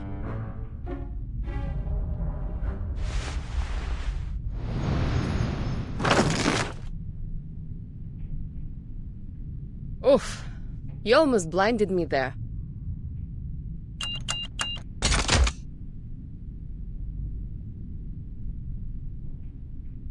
Thanks, soldier. There's one more thing. Yes, ma'am. Do you know why Zeno pulled out of here so suddenly?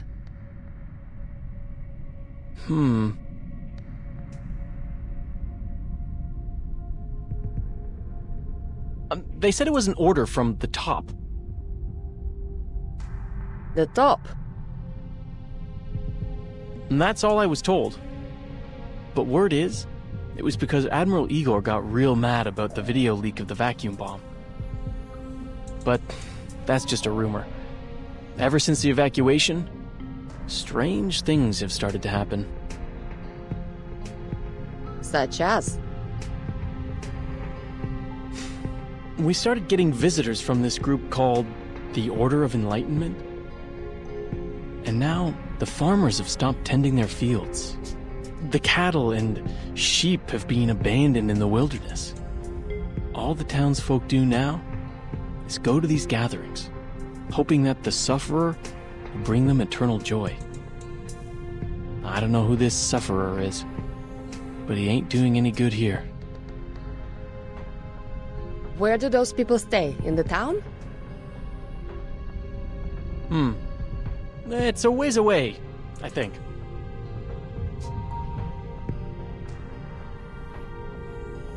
A place called Tuesday's Motel. Berlin, Vertin! I have to go back!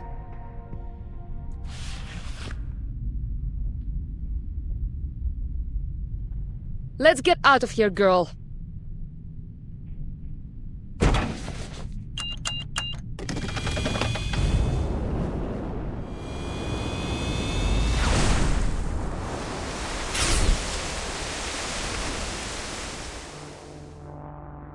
Safe travels, ma'am!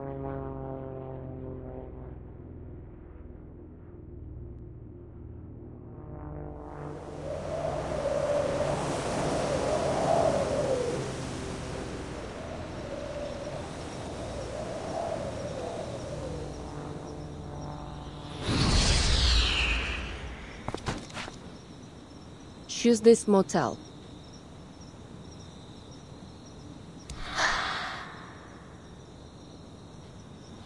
Hello. Can you give me a ride? I can't help you. Ask someone else. Can you give me a ride? I said I can't help you.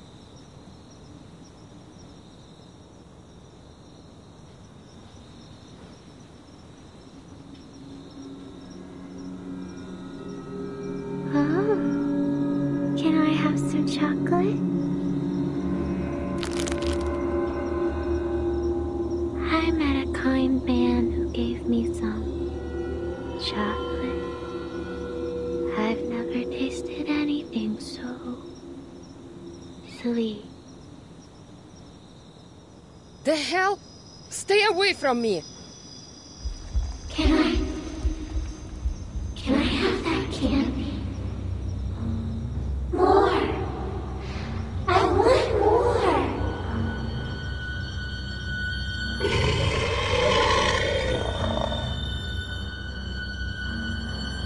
Stop asking me for candy! This isn't Halloween, idiot!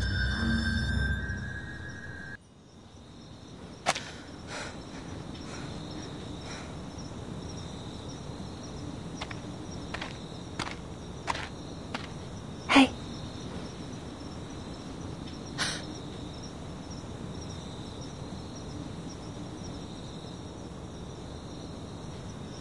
It's you. Are you all right? You look pale. You shouldn't sneak up on people like that. I could have hurt you. My apologies. But you're safe now that you're at the motel. No need to be frightened.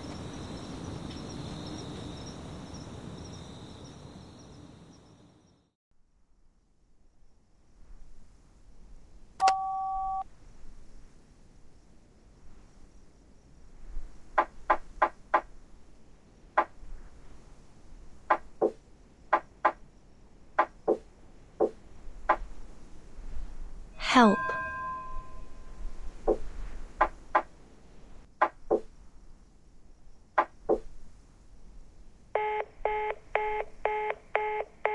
B-A-A. Is that the sound of a sheep? You noticed it too, huh? Ain't no way that's a human on the other end. It's gotta be some kind of animal. Animal? Based on those sounds and the tracks and the dust, I figure it's something small, like a...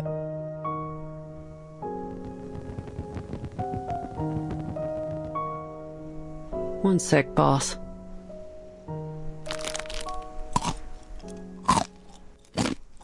Picrasma candy? Using your arcane skill so frequently must be tiring. You should take a break. The job ain't done yet. Far too early to rest. Don't worry, boss. It's just a condition that runs in my family. No biggie. What are its side effects? Boss, you expect a merc to reveal her weakness? We ain't that close yet.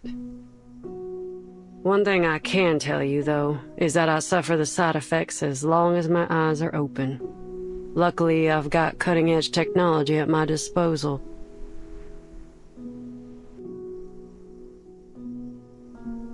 They're safe, efficient, and most importantly, satisfy my sweet tooth. They may be called candy, but they're actually medicine and ought to be used following medical instructions. You should know that. Give me a break, boss. What do doctors know about my life? I use these candies whenever I need them. Ain't that the whole point? But...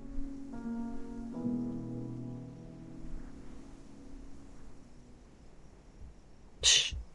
Did you hear that? Hear what?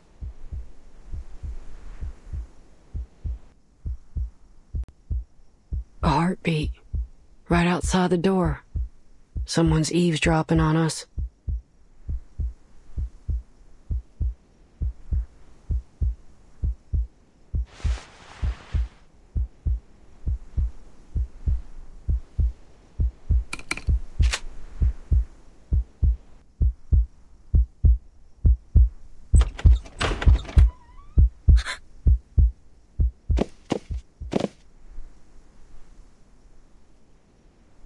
Care to explain why you're here, Ms. Kimberly? Just how obsessed are you with Mr. Stefan, huh? Even now, after his death? Oh, no, it's not what you think. I was just looking for my toy and it just so happens. toy. You know, it ain't my style to point a gun at an unarmed person, but sometimes you gotta do what you gotta do. Especially when they're speaking with a forked tongue. 5. I told you that I was just looking for something. 4. Are you joking? Why would you believe me? 3. I didn't. 2. 1.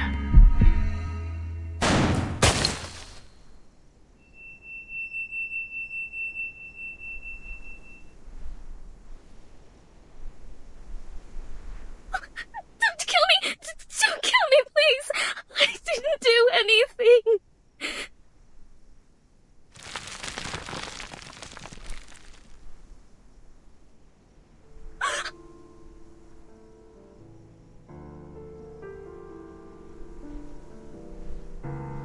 I saw the name Kimberly in Matilda's report. I thought it was just a coincidence, but now I realise it wasn't. Miss Kimberly, you're a member of Manus Vindictae, aren't you? I swear, I didn't do anything wrong. All I did was follow my partner like the people in black told me to. Who's your partner? I'm hungry. All the time. So hungry. Oh, how I envy the likes of you. You can store your food in so many ways. You have enough bread and water in your barns to last an entire winter. Your pastures are full of meat and dairy products. But my food? I promise, all I'm trying to do is get back what I lost. There's no need to be afraid. We won't hurt you, as long as you tell me the name of your partner.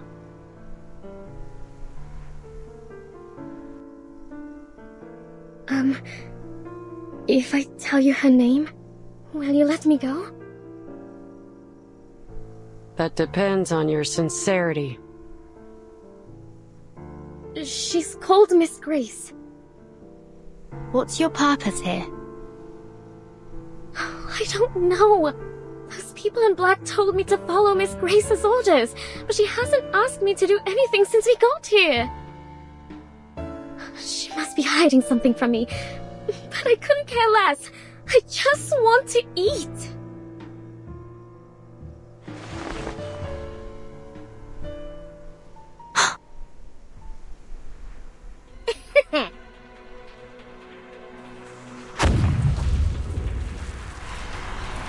You annoying little brats can catch me in your dreams!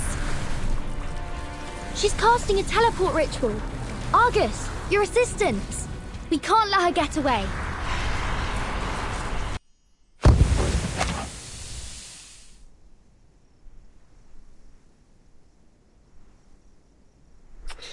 She disappeared fast. At least now we can draw some conclusions. Manus Vindictae has set their eyes on this motel. Under the name of the Order of Enlightenment, they used this place as a base and conducted some failed ritual experiments before they left. Manus Vindictae. I've heard of them. That infamous group of arcanists.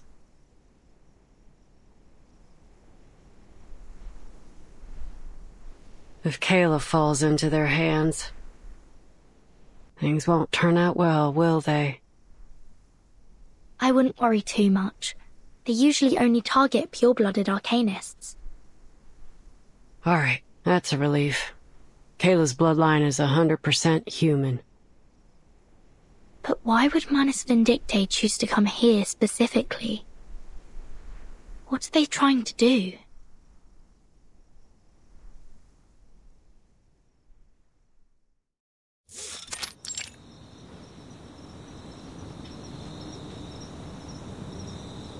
I was worried you wouldn't be able to make your way back, so I lit the porch light for you. Oh, but how annoying that these moths keep fluttering around. Cut the crap, lady. Where's Vertin? Take me to her. I rarely turn on this light. My baby never gets lost, you see. But a young, spirited child such as yourself always needs a light to lead the way. Am I right? To the weary traveler, this light is a shelter. To a child, it's a mother. And to you, what does this light mean to you? No matter who they are, people need a light to shine through the darkness, to chase away their fears. Don't you agree? Are you a member of the Order of Enlightenment? Order of Enlightenment? Oh, you mean those troublesome guests? Guests?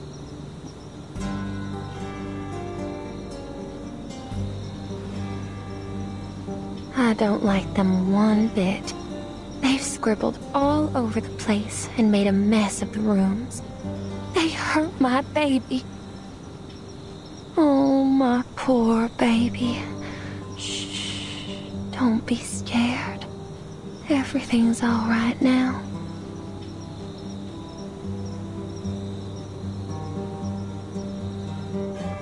Are they still here? Oh, of course. They made an offer that I couldn't refuse. After all. How much did they pay you? Oh, you are naive, my sweet child. There are countless things in this world that money can't buy. A traveler can't buy the sudden appearance of a hotel at just the right time. A crying child can't buy the comforting embrace of their mother. And I can't buy that thrilling satisfaction brought by sweet darkness.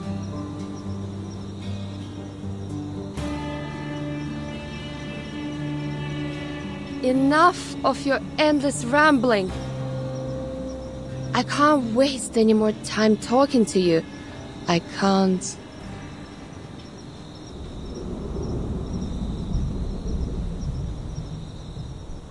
Huh.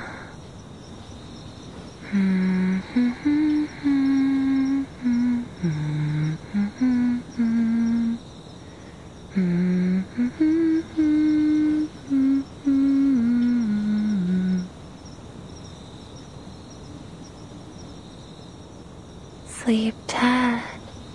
Just leave everything to the adults. Yes. What a good child you are.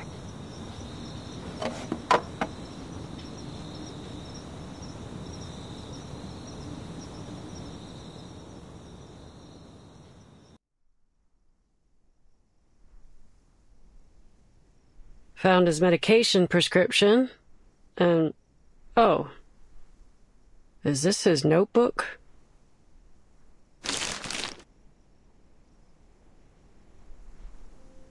Huh. Just as expected, boss. This motel ain't what it seems to be. Ain't no way that letter was written by Stefan.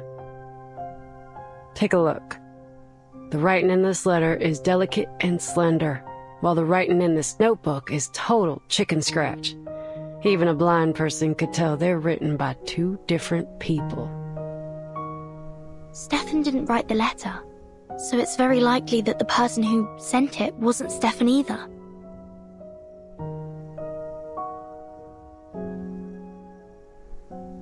And this?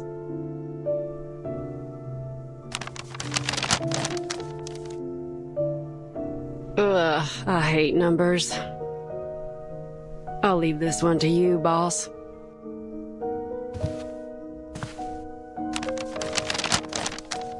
It appears to be Mr. Stephen's records of his daily expenses, along with some notes. Cigarettes, alcohol, and a significant amount of psychiatric medication. It says he was tormented by his hallucinations day after day, so he had to increase his dosage. And it says he saw a room numbered 707 here. The motel only has 2 floors. There can't be a room starting with 7. Did he describe it at all? He said the room had a bright red door that seemed completely out of place. Maybe it was just one of his hallucinations.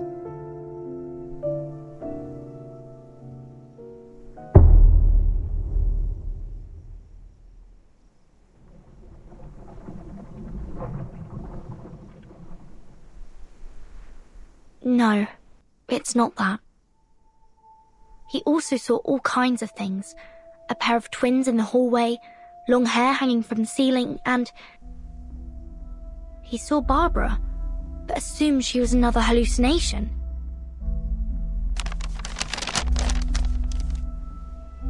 This proves that Barbara's been to the motel. Which means...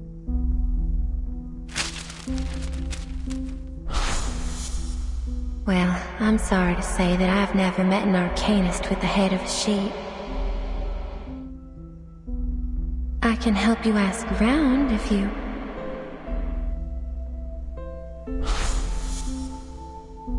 Why did she lie to me?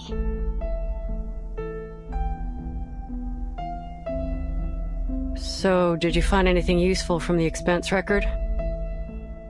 I need to talk to the maid. Hold your horses. We haven't searched the washroom yet. You should never skip the bathroom. Ain't you seen The Godfather? Michael Corleone grabs his gun from behind a toilet tank.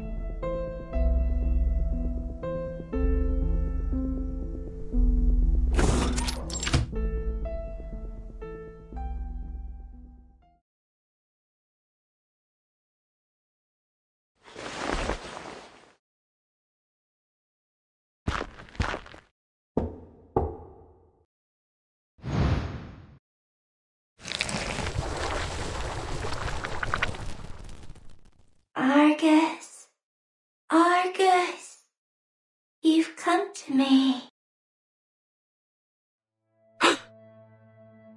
Do you know her?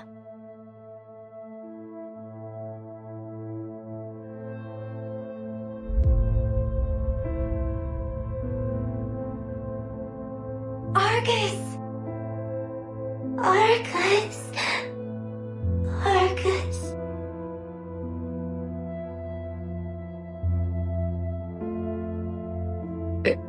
It's not possible.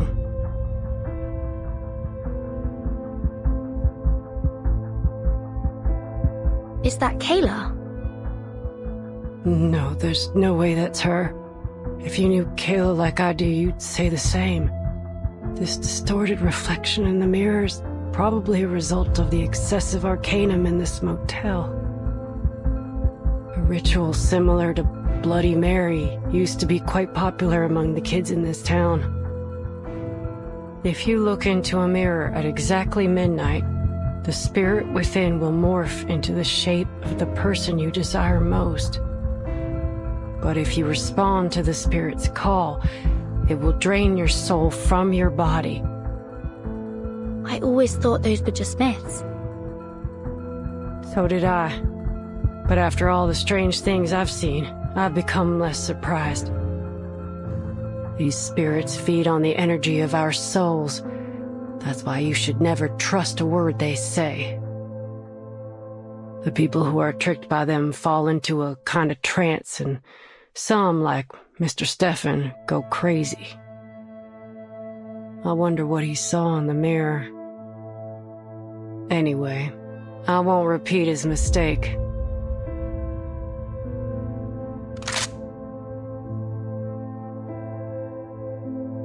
For mercs like me, the deepest despair ain't external danger, it's internal hesitation.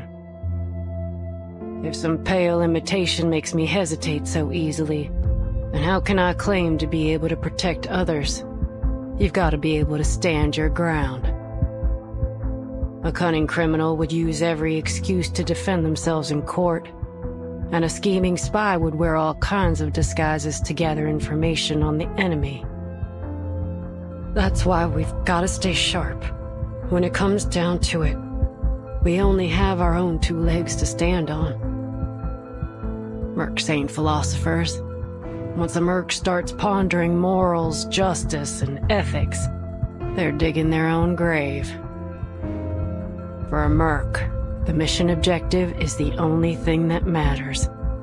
Overthinking don't bring nothing but disaster and destruction. That's why it won't fool me.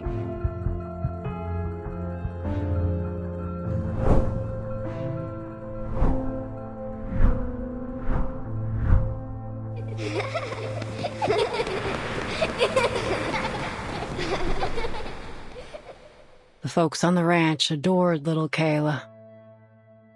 She was the apple of all their eyes.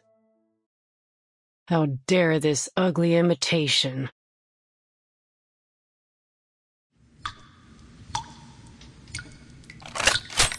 So...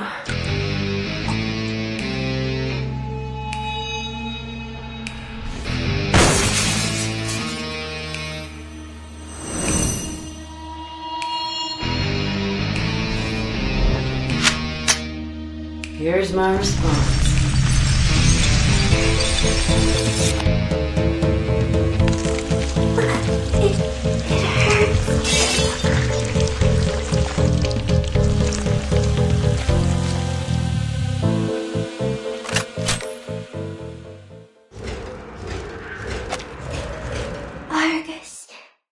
Argus, you've come to me. Let this serve as a reminder to remain vigilant. If there were a deceitful Spirit of the Year award, I'm sure that would win.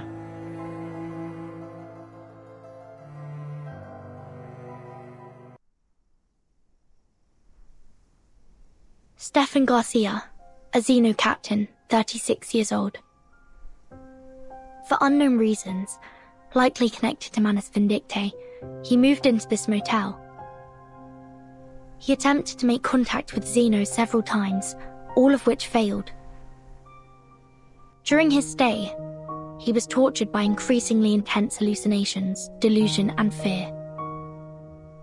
And as a result, he committed suicide. And that's everything the evidence shows.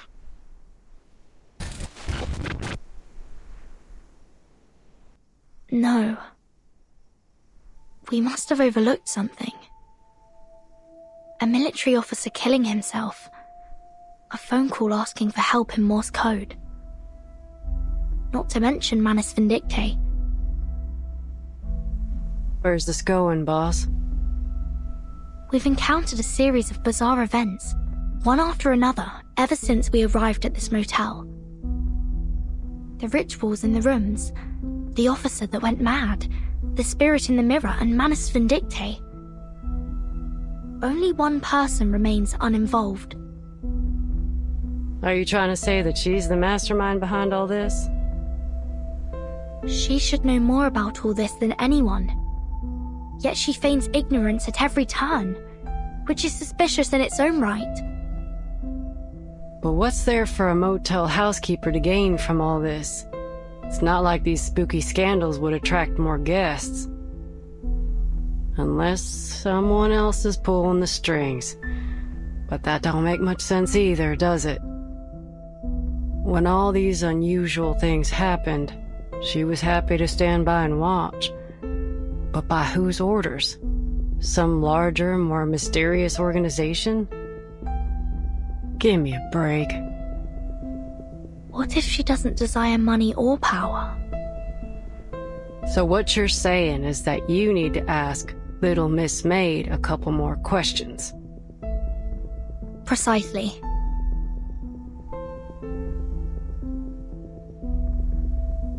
That spirit morphed into Kayla, so it must have seen her face at some point. Which means that at one time, Kayla was in this room. And you're right. Tuesday's definitely not a run-of-the-mill motel maid. It wouldn't be wise to approach her rashly. Let me finish up here first. Then we can go question her together. All right.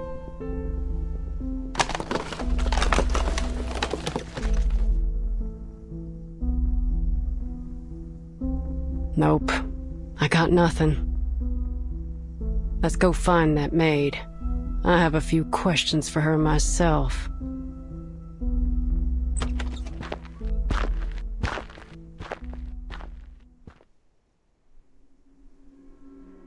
Where'd the body go?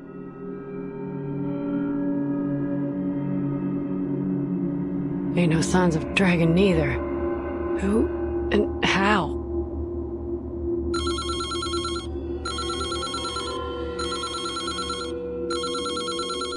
The phone again.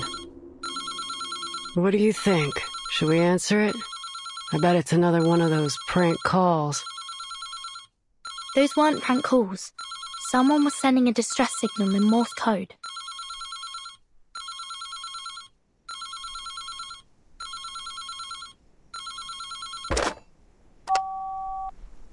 Could you tell me what year it is now? Who's this?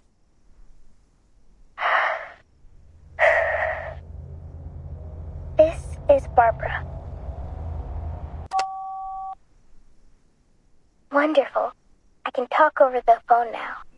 The wind must still be wandering nearby. That's good to hear. Are you an editor for Atu? Yes, miss, I am. But before we continue our conversation, could you please tell me what year it is now? 1990. I see. Miss Barbara, can I meet you in person? You want to meet me? Yes. I'm Vertin, the timekeeper of the St. Pavlov Foundation. I was sent to ask you about Erd's whereabouts. But you don't seem to be in a favorable situation right now. Miss Burton, I couldn't possibly locate Erd's whereabouts. The whispers of the wind can't reach this room. The whispers of the wind?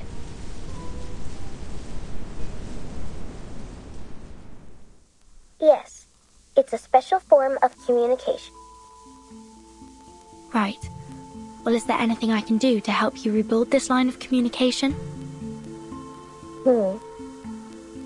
Let me first explain the situation to you. Here are a few things I'm certain of. First, this isn't an ordinary motel. It possesses some kind of supernatural life force. Before checking in, I interviewed some of the residents nearby. They all mentioned eerie rumors centered around the motel these past few months. Yes, we've encountered some bizarre events here, like real-life urban legends. Second, I'm now trapped in a red room. This room isn't the same motel as yours. What's different is that it blocks all forms of communication. I couldn't get the room to open, and my voice didn't reach through the phone. That wasn't until a gunshot broke this intangible restraint. This small room contracted violently, and now I can communicate with the outside world. At first, I thought it was an earthquake, but the contracted space soon returned to normal. Earthquakes can't do that, can they? Before this happened, were you using spiders to communicate with the world outside? Yes, I was. As luck would have it, there are many spiders here. Thanks to the prevalence of spiders in urban legends, I assume.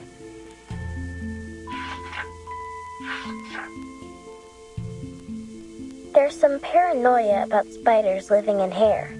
It originated in a sermon from 13th century England.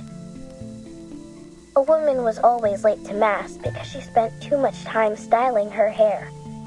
Eventually, a devil attached itself to her hair in the form of a spider. Yes, they delivered messages for me in their own peculiar way. Being completely isolated from the outside world greatly unsettled me. It reminded me of that terrible phenomenon.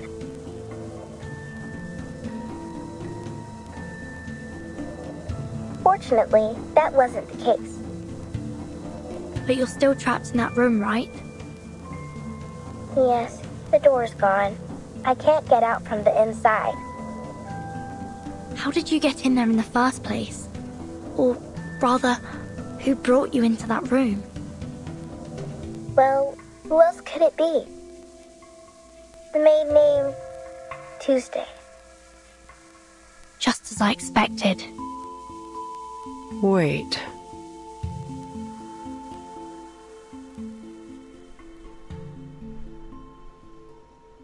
You're the driver who left me on the road, right? I remember your voice. Yeah, it's me.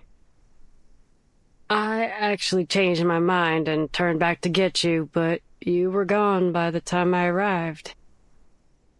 I guess that's when you came to this motel, right? Yes. Tuesday saw me and invited me here. Oh. Did you want to ask me something? Have you seen a girl of about 5'3" here?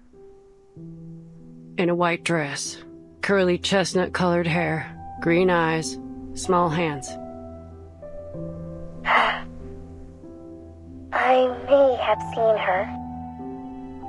When I first arrived, I saw a girl who matched your description coming down the hallway. She was carrying an empty basket. I presumed that she'd been shopping in the town nearby. If I recall correctly, she didn't check out. Thank you.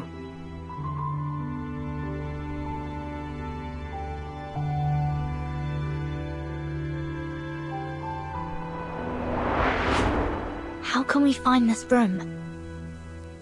It's just in the hallway, number 707. Look for a door covered in red.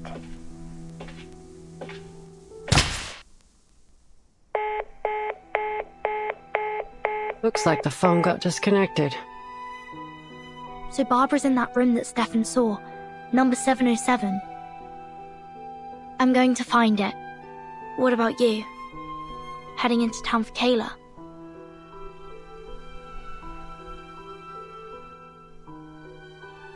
I did notice a weird spot in the hallway earlier.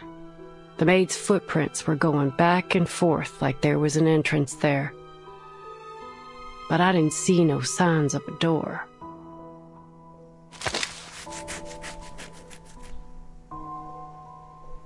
I wouldn't be surprised if you died by your own gun one day. That'd be a memorable way to go. All right, enough kidding around.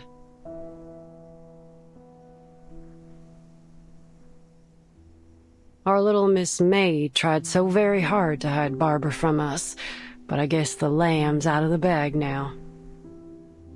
Yes, it's all crystal clear now. Let's go. Hold up a sec, boss.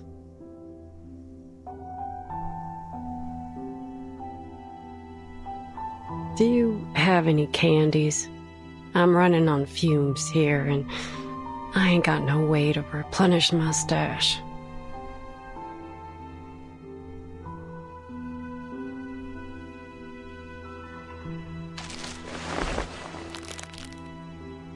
Us and Barbara will be out of here soon. And you'll find some candy and Kyla in town.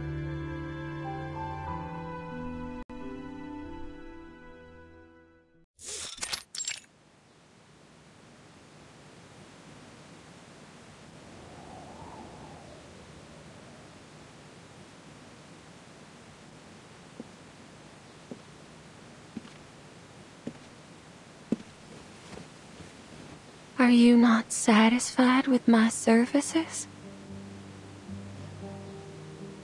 No matter what, you shouldn't have cut the phone off.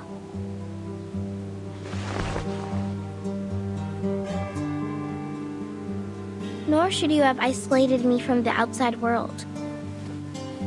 Because you should know better than anyone what that means. Why should I? All I know is that a poor, helpless child like you shouldn't be alone on the roadside. Where's your mother? Didn't she tell you to be careful?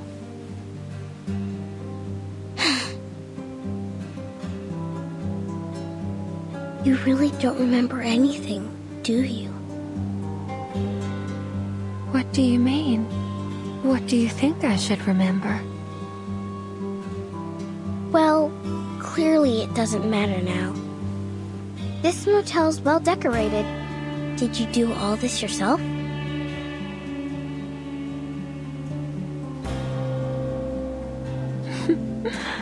Are all children like this? Always talking in circles to draw Mama's attention. Oh, but these innocent words make them all the more adorable. I am not a child. That's exactly what a child would say.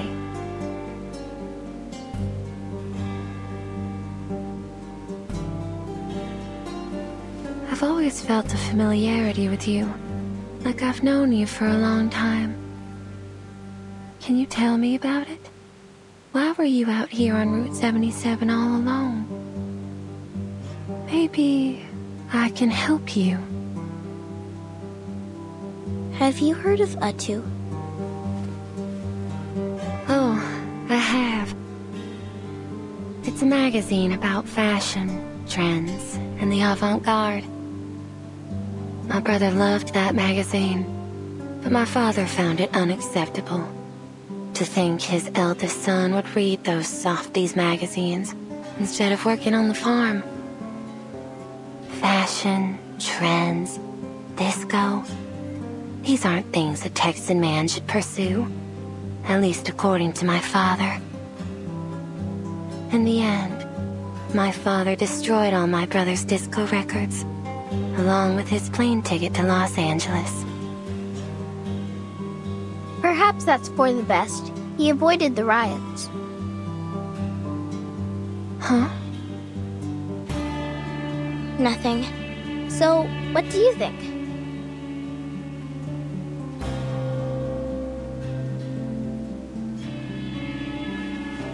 Me?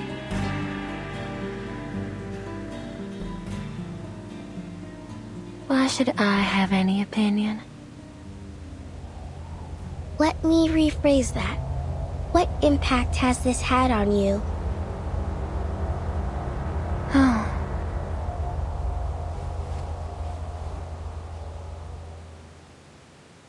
But what happened between them has nothing to do with me, does it?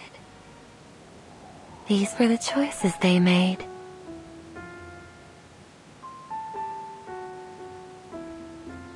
When I first arrived, a local resident told me not to stay at Tuesday's motel. He said his aunt went mad soon after she stayed here.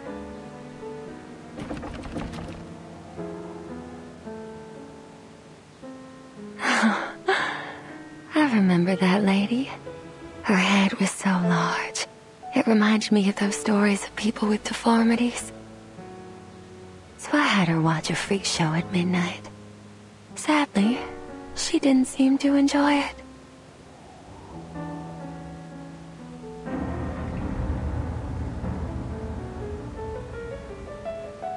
At this time of year, the farmers run their combine harvesters on the fields non-stop.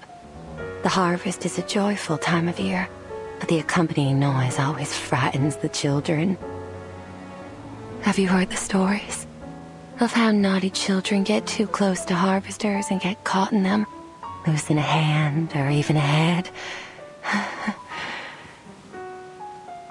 Fields, machinery, children with severed limbs. These stories are exactly what my motel's missing.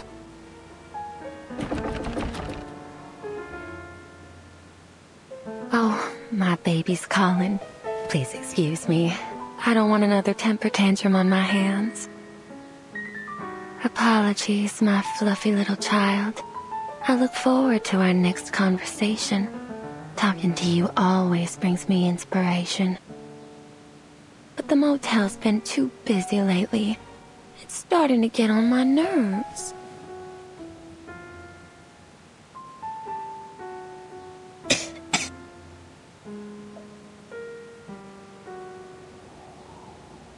Oh, see, this is what I mean. How could I bear to send you out on your own? You'll stay right here in this cozy little room until you're fully recovered. I don't need this special treatment of yours. Staying here won't cure my illness. Just get some sleep. You'll come to your senses after a good rest. I'll see you soon.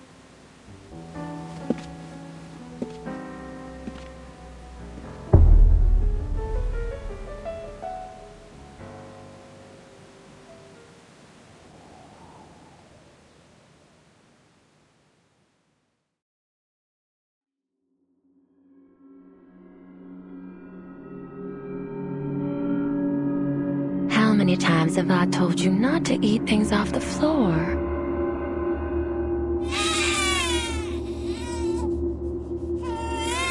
There.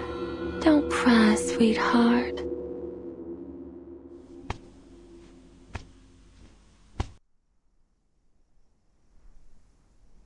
Is this the spot? Sure is shooting.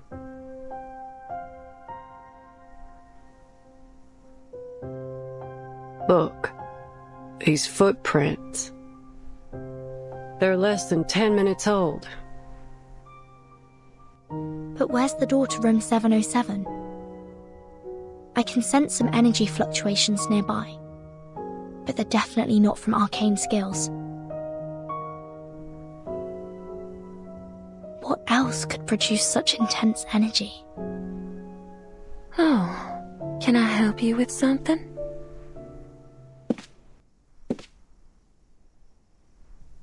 Miss Tuesday, I've got a question for you.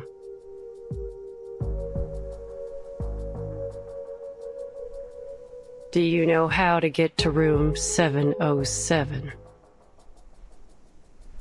707? Yup. What I've been looking for might just be in that room. I'm usually more than happy to satisfy the requests of my guests, as long as it's within my power. But this one crosses the line. Shame. Looks like negotiations are over. And thence we came forth to see again the stars.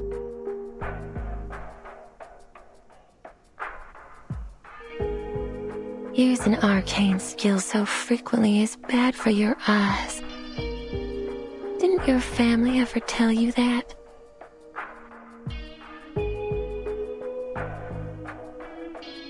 So you knew what we were doing all along.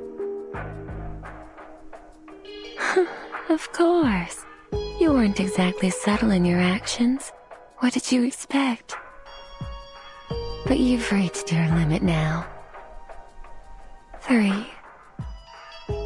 What's that supposed to mean? 2. Screw this. Your mind games won't work on me. 1.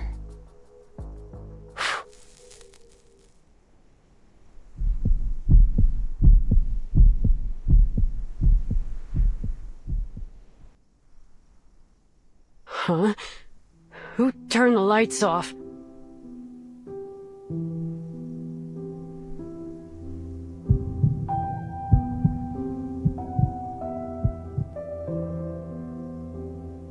The lights are still on, dear.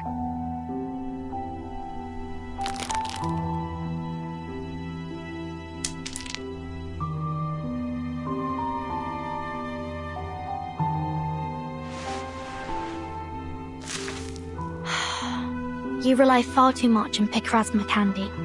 It can't solve all your problems.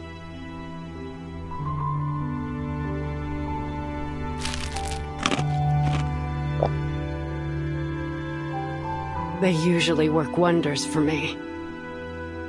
Just one candy restores 50% of my vision. But in my line of work, 50% is never enough. That's why I take 2. I need my vision to be at least 100%.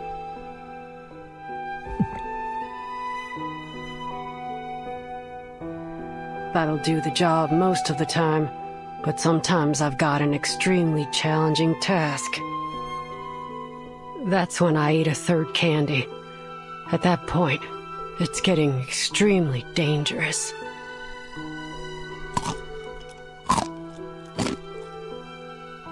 I should be able to see now.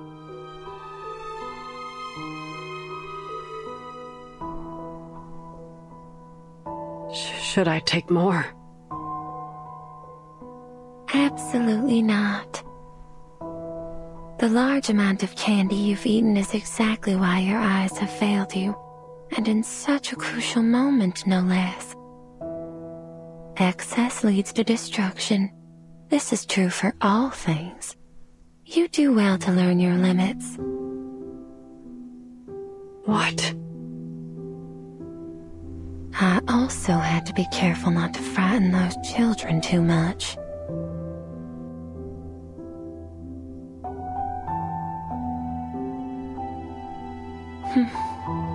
You've always put your faith in these candies, haven't you?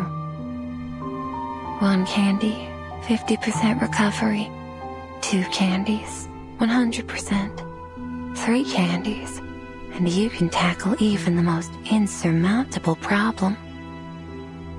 Oh, how dependable they are. Just like the venerable Argus, who succeeds in any job she takes on.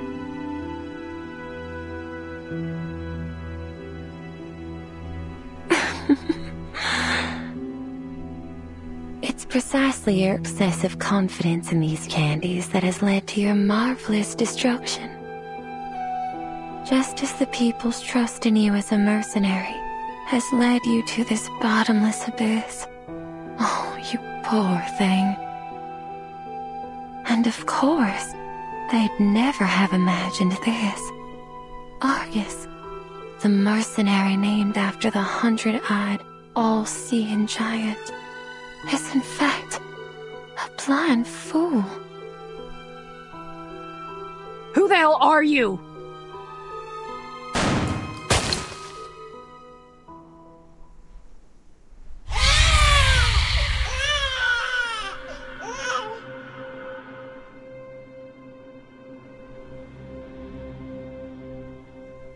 Damn it! Damn it! Missed me?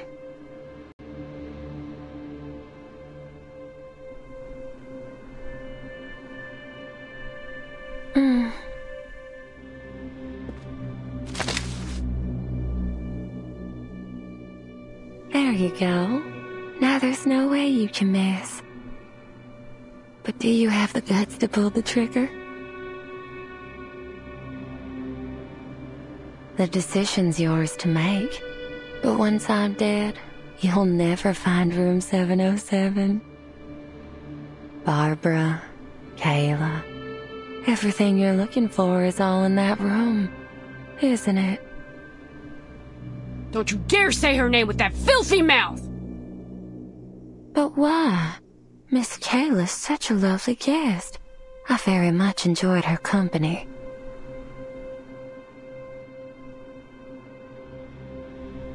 Enough. You and I need to have a serious talk. Oh, there's no need for that. Actually, my baby's eager to meet you.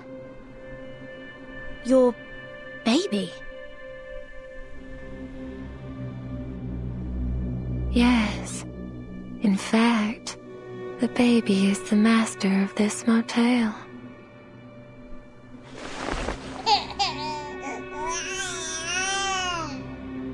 I think the two of you ought to meet each other first. Here, hold it.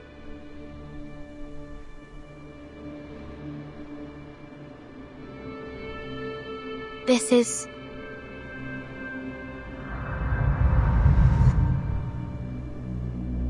Burden! Burden!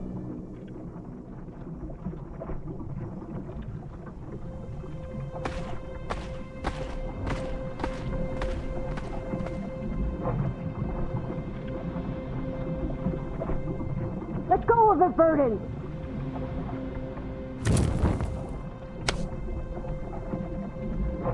I ain't letting our deal end this way. Not while I draw breath. Argus!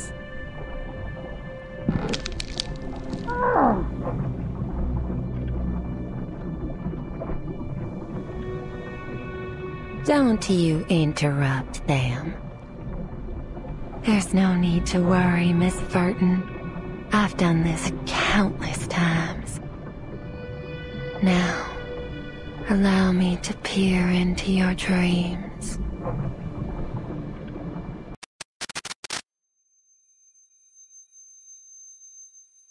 Where am I?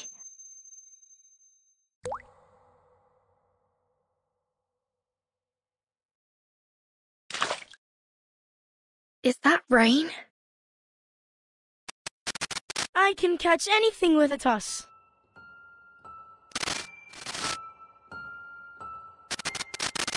Burton, that's why you gathered us here, right? You shouldn't be here. You understand what we desire most, right, Burton?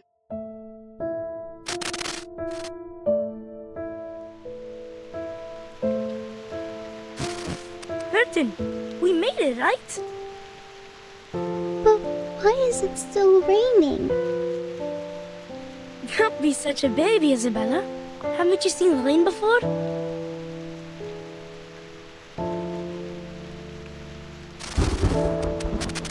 No! Were you afraid of children? Or rain?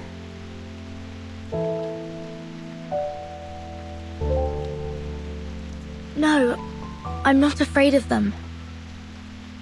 Rain is common. It's always falling somewhere in the world. It's merely an ordinary weather phenomenon.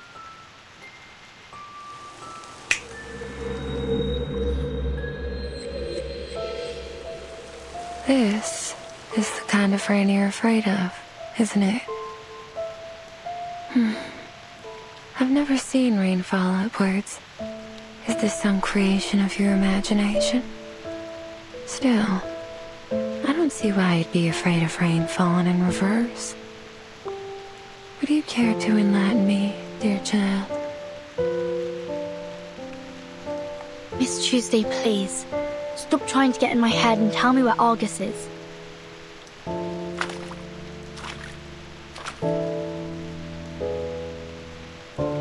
Before I met you, I never thought that a person without fear could exist in the world. I've never once guessed someone's fear incorrectly either. You really are something else. You didn't guess incorrectly. These reversed raindrops have brought utter chaos to the world, pulverizing people under the crushing wheel of time. You should be thankful you've never seen it. But it can't stop us anymore. Because the umbrella's here.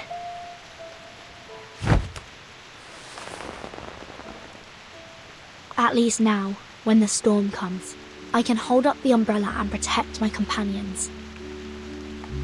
And although this ability has come too late for some, we still have a future to protect. Why are you so obsessed with people's fears? Your hands have been trembling with excitement this whole time.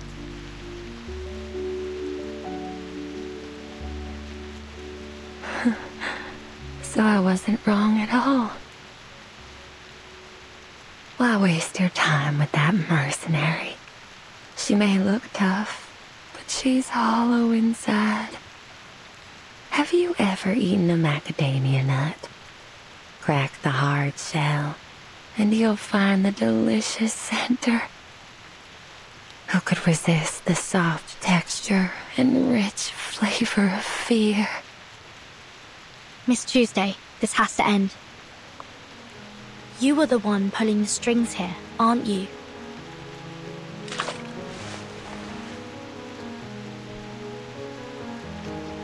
Oh, what an astounding accusation. But oh, do I feel so gratified. I've never felt so satiated in my entire life. Oh, you're the only one who's ever seen through me. How exhilarating. However, your accusation missed the mark.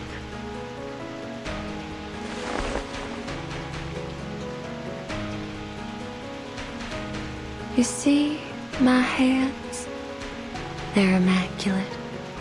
Never once tainted by a single drop of blood. I take great pride in it. You see, I barely do anything to make people's fears arise.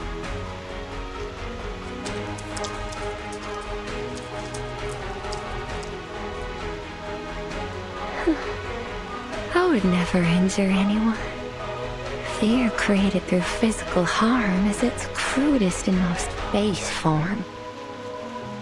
What I crave is the fear that lingers in their hearts forever.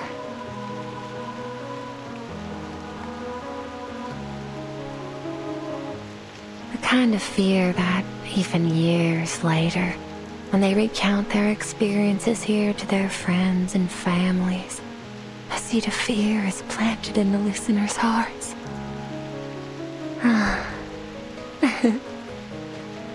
I instill fear in my guests, and they become my beloved children.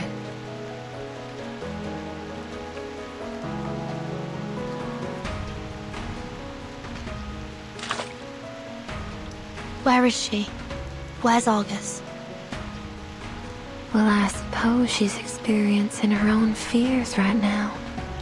Under that hard mercenary exterior, she's tormented by them.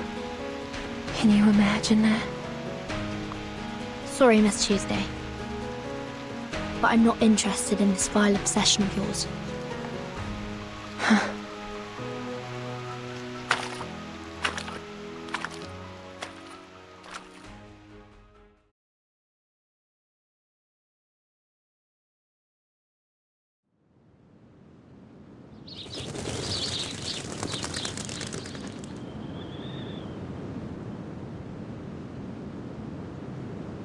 This is...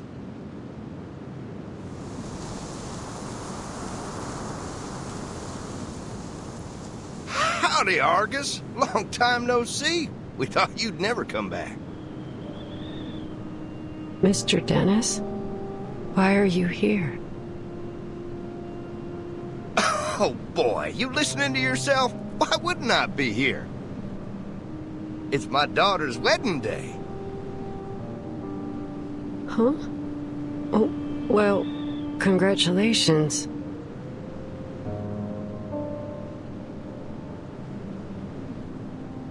But you really shouldn't be here. Don't you remember? 3 years ago, your daughter ran away from home. She left a letter and then went with Mr. Schaefer to a city in the Northeast. Detroit, I think? I don't quite remember. Oh, come on. Quit fooling around. After 3 months of searching, I found her. But she refused to come back with me. So you went to Detroit yourself. And then you...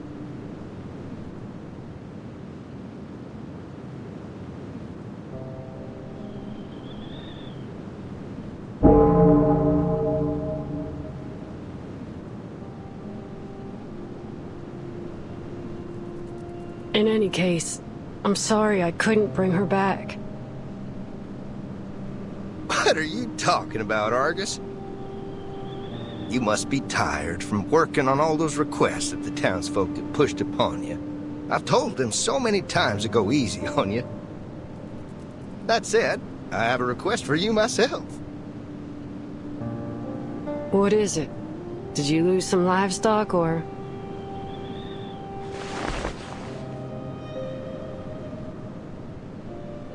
Come to Alice's wedding. We've prepared plenty of food and beer, and we've got the chapel choir together. Don't miss out, Missy. Sorry. I won't be there. Why?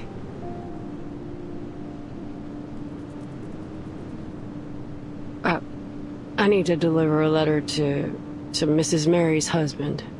She can't go herself because of her bad legs, you see. Hey, Argus, I didn't ask you to deliver any letters. Mrs. Mary, didn't you...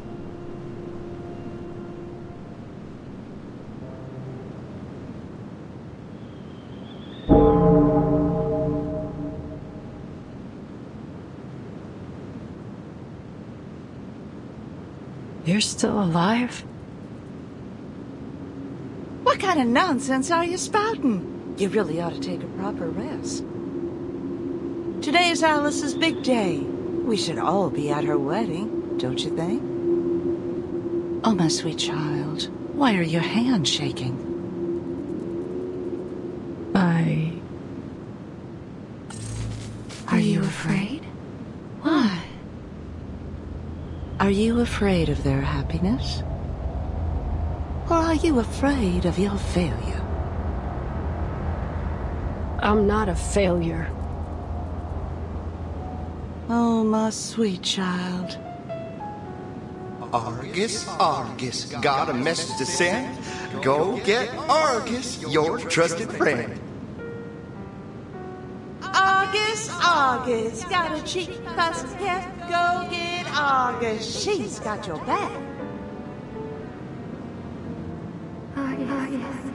Argus.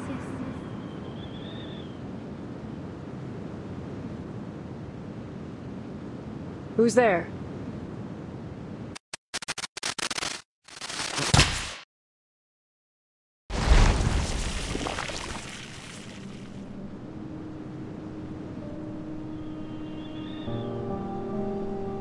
It's me, Kayla. You haven't forgotten me, have you? Kayla. It's getting dark. We should take them back. Ain't no way they'll make it through the night out here with their mama hurt. And you can't see a thing at night. Yeah, we need to go back now. Can't delay any longer.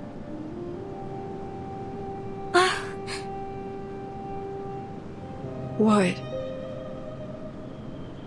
Hold on a moment.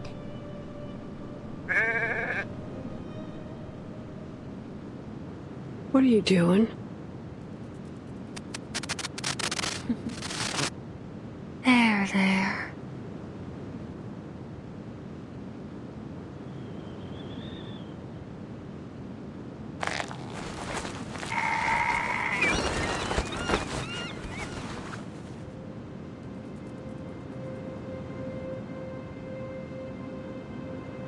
Isn't it better to die a quick death than end up in the belly of a wolf? You've got no right to make that decision. No living thing is born to simply die. It could have stood up. It could have survived.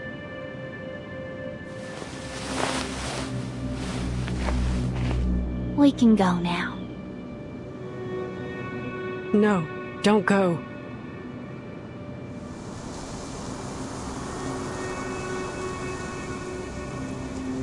Oh, you've reminded me.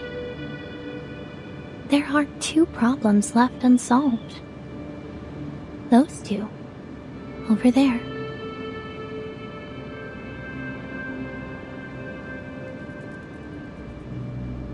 Kill them. It would only take 2 bullets. 3 seconds max. As long as they're alive, they'll come after you just as hard as you hunt the targets of your missions. I'm sure you know that better than I do. Why should I kill them? Do you need a reason? Just do as we've always done. I say, and you do. No need to think about it. Isn't that what you pride yourself on? A mindless tool that blindly follows orders. That's all a mercenary needs to be. Isn't that the so-called value of a mercenary that you always talk about? No, it ain't true. What's with the hesitation anyway? It's not like you give a damn about other people's lives. The only reason you can't bring yourself to kill them is because you enjoy how they always praise you and depend on you. You ain't Kayla. Seriously? Are you saying I'm a fraud just because I don't meet your expectations of what I'm supposed to be?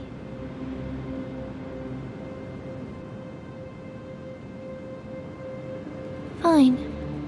If you think I'm not Kayla, then why don't you kill me now?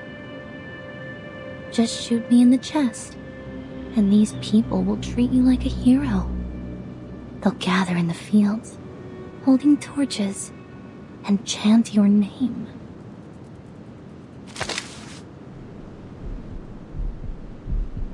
Argus, Argus, she's spanless. Argus, Argus, she's...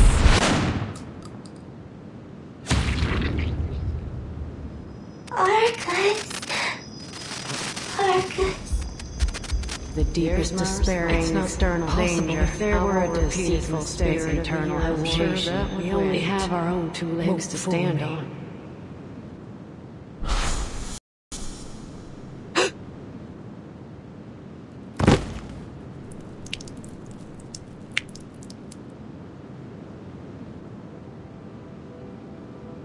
Oh, Argus! Our great hero! The tales of your heroic deeds will be passed down through generations. She ain't Kayla. Now, you're lying to yourself again. Of course she's Kayla. It's not possible. Do I need to show you the bullet through her heart for you to believe it, Bonehead? Damn it!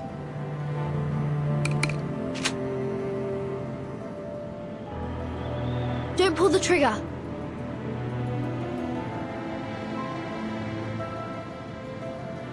Virgin?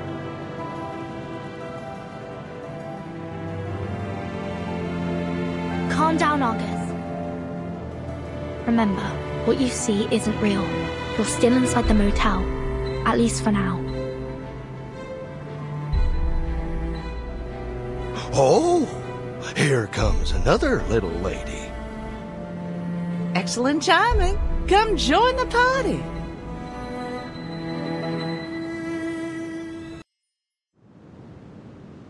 Burden. I'm here to get you out. So that wasn't Kayla.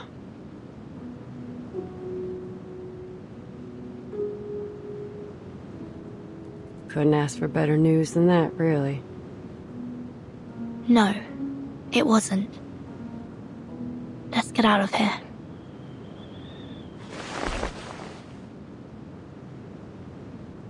Okay.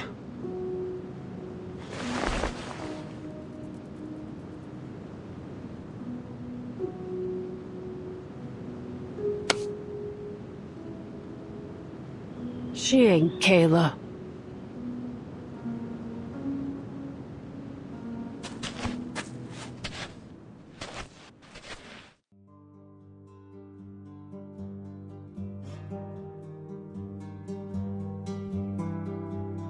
Did you see it? It? My baby, of course. Oh, so it didn't show up then? What a shy little pumpkin. What is it exactly? A supernatural being. An amalgam of urban legends. An ever-pounding heart. And a shy little baby. All under one roof. But seeing how you got out of there in one piece, I'm certain you've already earned its approval. Come on in. I'll show you the sweetest little room in the motel.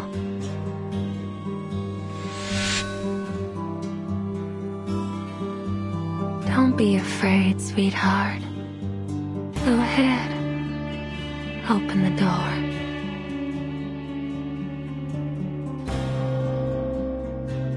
Open it. Now.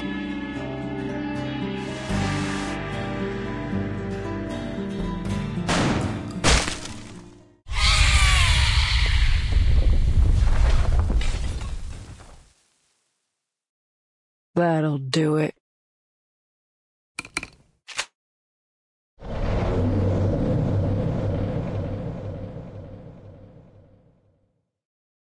Why didn't I think of that?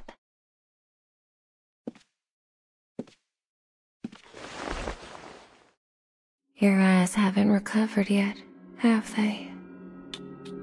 Such poor aim. Let me lend you a hand. Listen to Mama. I told you long ago about the consequences of disobedience. Oh, it's out of bullets. Could you help me reload? Oh, my sweet child. Can you see it? This is the beauty of fear. Watch out! Please, come in, my dear guest. You'll find what you seek inside.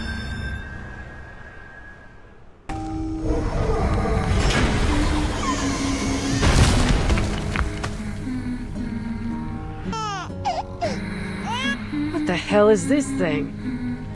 Miss Burton, please follow my instructions. First, I need to calm my sweet baby. All the monkeys in the cages chose the mother covered in cloth. All children need to form attachments. It's a vital part of how they learn about the world. Now, go ahead and make contact using whatever method you see fit. Don't worry, I'll keep the situation under control. This is the only way it'll obey. Ugh, you want me to touch it? How about I let my bullets do the job? Agony is indeed a form of attachment. You'll make a good mother, Miss Argus. You make me sick. Oh, my apologies. Oh, it's crying in pain. Go wrap my baby in your warm embrace and put it out of its agony. This is exactly the honeyed comfort my baby desires most. But it'll always be dangled just out of reach. How exhilarating. Please, continue.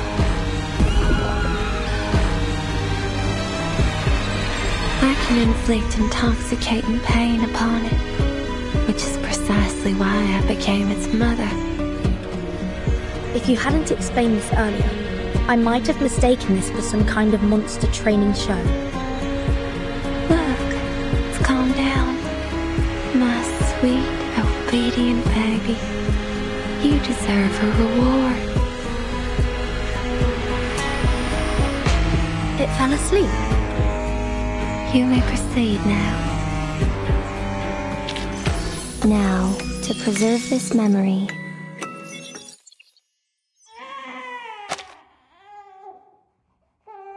when I found it, it was still called Sweet Home. It was all alone, abandoned in the wilderness. The poor little thing. So you took it in? Some unknown, growing arcane consciousness that takes the form of a motel, yet somehow also exists as a baby? Yes.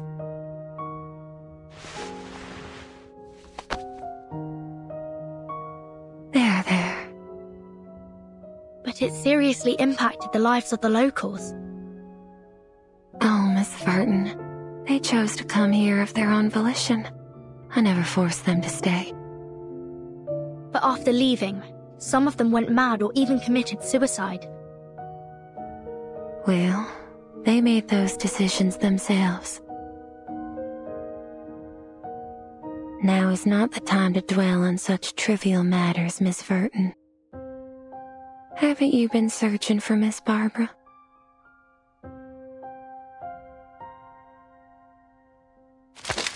Don't get any bright ideas made.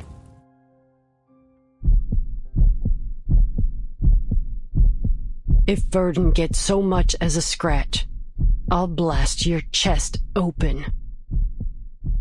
Along with your baby. Go inside, boss. I'll keep an eye on her.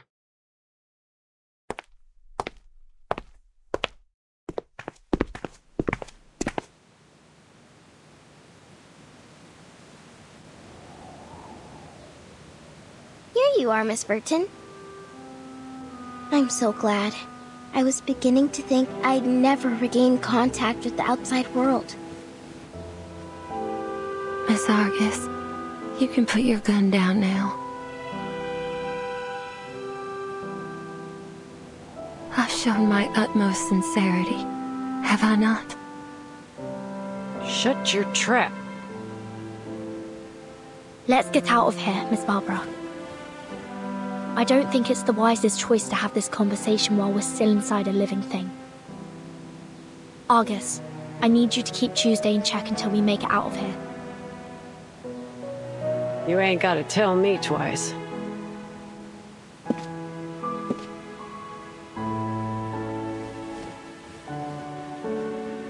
I've gazed at this scenery countless times, but never have I felt as enthralled as today. But, Miss Verton, don't you think you've forgotten something? Forgotten what? That guest who came with you. Shortly after her arrival, she hurried off to that armament factory. She's such an impatient child. Luckily, she made her way back here. Her name's Lilia, right? What did you do to her? Relax, she's fine. She's sleeping soundly as we speak, with or without nightmares. Follow me. I'm sure she's eager to see you.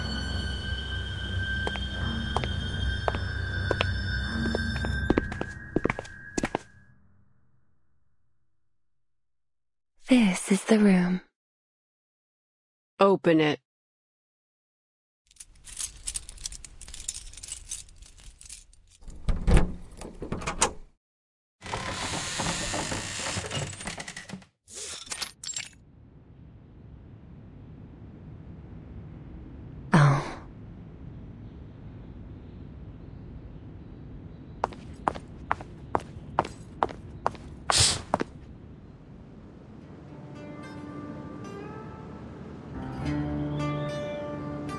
Verton, there you are. Listen, those Manu scum have already wormed their way into the town. We can't go there. You look terrible. I couldn't sleep at all in that haunted room. Every time I closed my eyes, I saw all kinds of creepy stuff. Can you come down here, Capitan? Talking like this hurts my neck. Okay.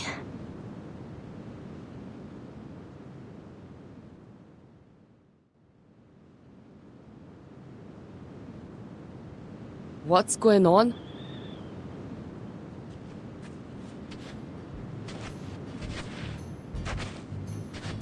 Are you okay, Capitan? I'm fine.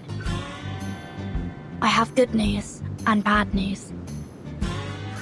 Don't bother with the order. Just lay it on me. The good news is, we found Barbara. The bad news is we've got a new problem. This motel is the manifestation of a living consciousness that constantly generates urban legends and spreads fear. It might turn into a supernatural arcanist in the future. We can't let it grow here unchecked. We need the help of the Foundation to keep it under control.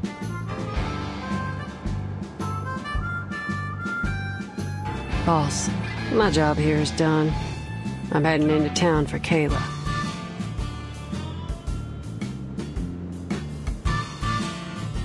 Oh, and I promised the young fella that I'd help him find his mother. I've got to go now. How do I pay your fee? Fee? We're friends, Verdon. I don't need no payment.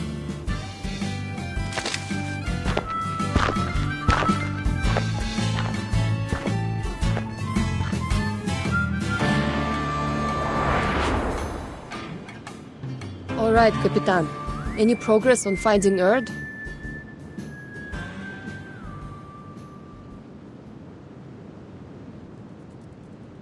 That's why you came looking for me, right? I'll ask the wind for you. It's the least I can do. Did she doze off?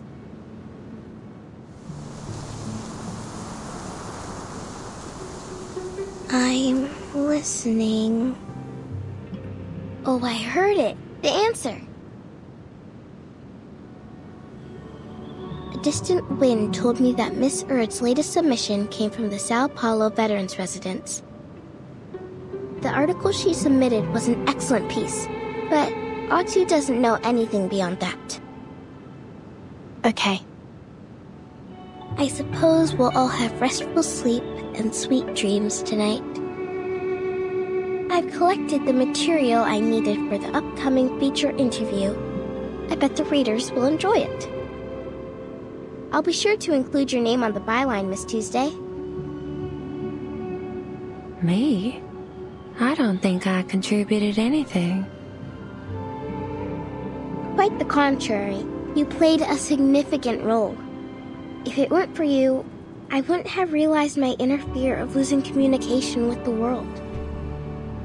First-hand experiences like this are invaluable to an editor. Oh, with the way you put it, I almost regret letting you go. I won't be returning. The interview's over.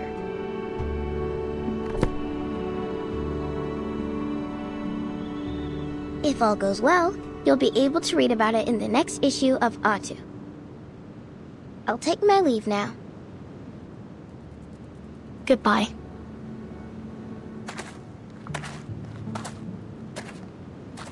Good. I can't wait to leave this place. We can't leave yet. I just contacted the Texas branch. Their staff is on their way here. They have to investigate this supernatural being as soon as possible. And they'll be here soon, I presume.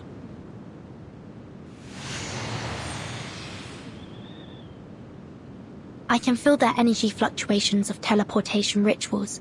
It must be them.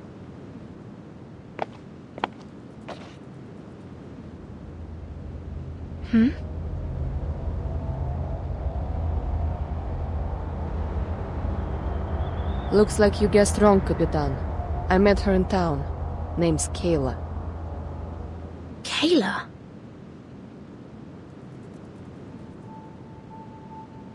Do you know someone called Argus? The name doesn't ring a bell. How strange. What kind of parent would name their child after a 100-eyed giant?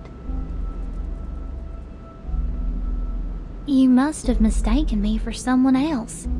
Kayla's a common name after all. Like Emma, Anna, or Catherine. More importantly, miss, you look Although I've never met you before, you seem familiar.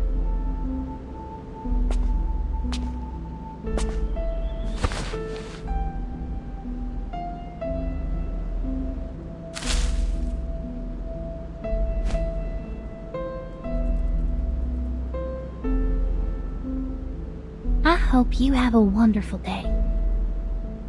Thank you.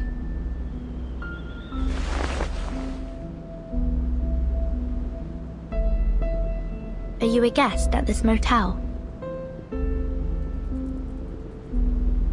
What happened here?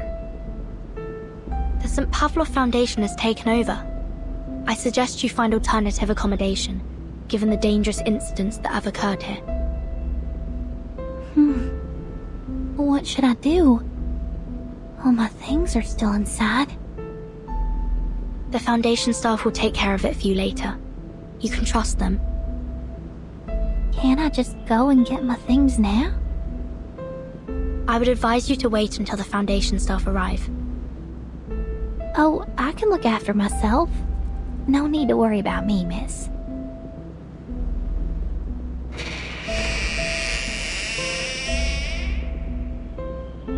That girl.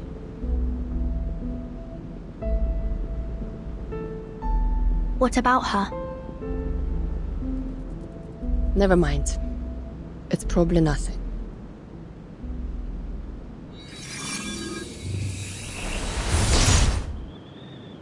Apologies for our delayed arrival, Miss Furton.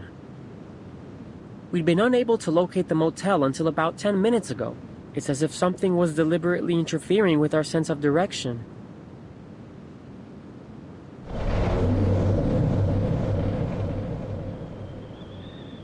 Oh.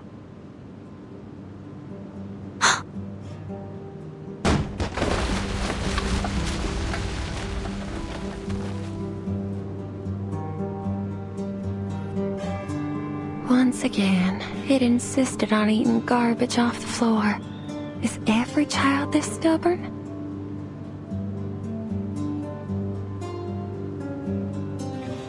It's Stefan, a Xeno officer. Stefan. Sounds familiar.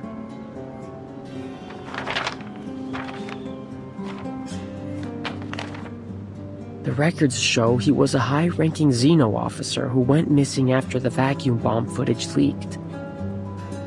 Xeno issued a staggering bounty on him. I guess whatever he did really angered Admiral Igor. Who would have thought he'd be hiding in this little motel in the middle of nowhere? Obviously, luck wasn't on his side. All right, Miss Burton. We'll take over from here.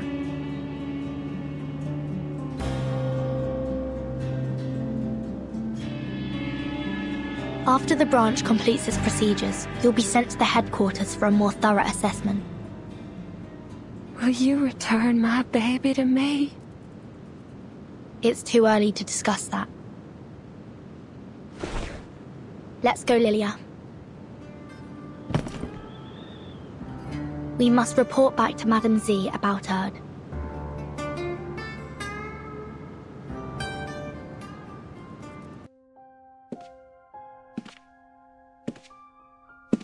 Oh dear. It seems a lot transpired while I was away.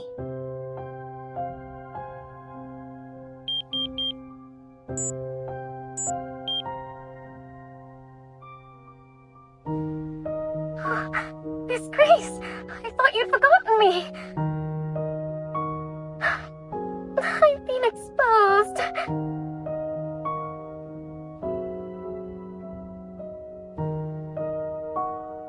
Kimberly, care to tell me what happened in this motel? There's blood and brains splattered in the hallway. Who died and how? It was that Xeno madman! He shot himself in the head! But I still haven't managed to destroy the ritual sigils under his bed. And I couldn't find the...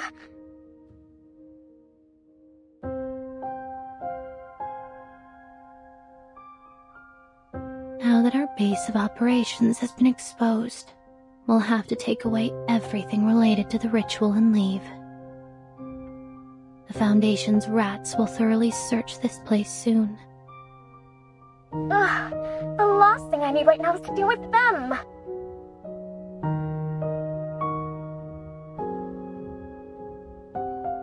And, could you tell me more about this Burton?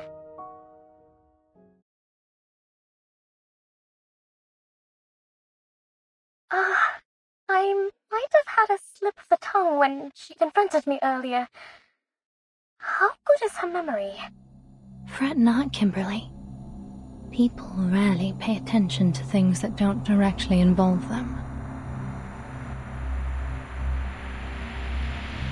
But I do look forward to seeing her again.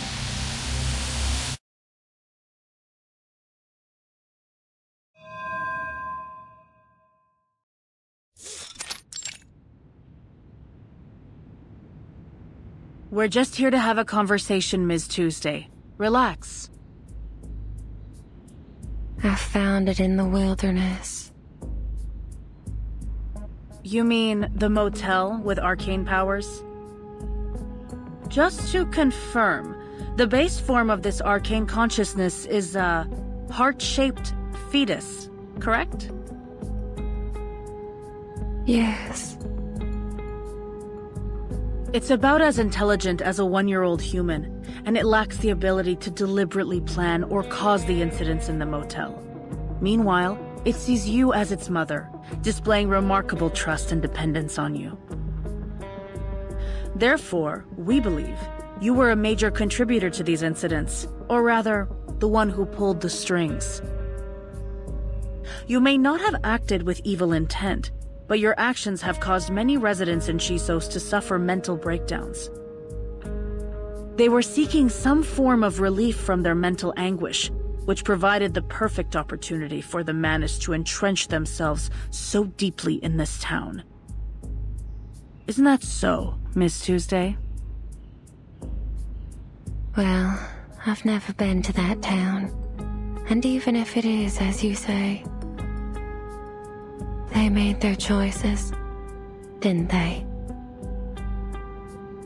I see.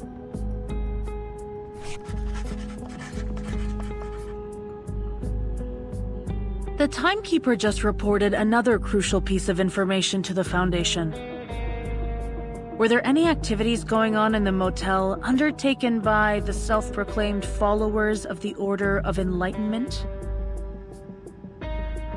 Oh, there indeed were. They left not long ago. I still remember their faces.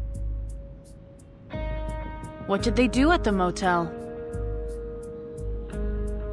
They scribbled on the floor and made strange noises. Oh, I remember now. Whatever it was they were trying to do, it was a total failure. One poor girl became trapped inside their mirror. She never stopped trying to escape. The mirror would make banging noises all night long. We didn't find anyone trapped in a mirror during our search. Well, that's sad, I suppose.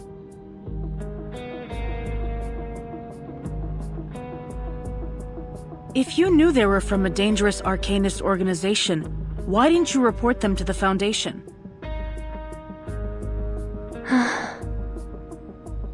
Why would I?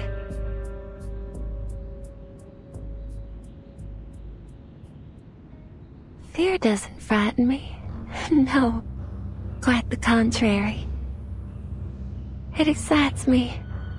I would embrace fear any day of the week.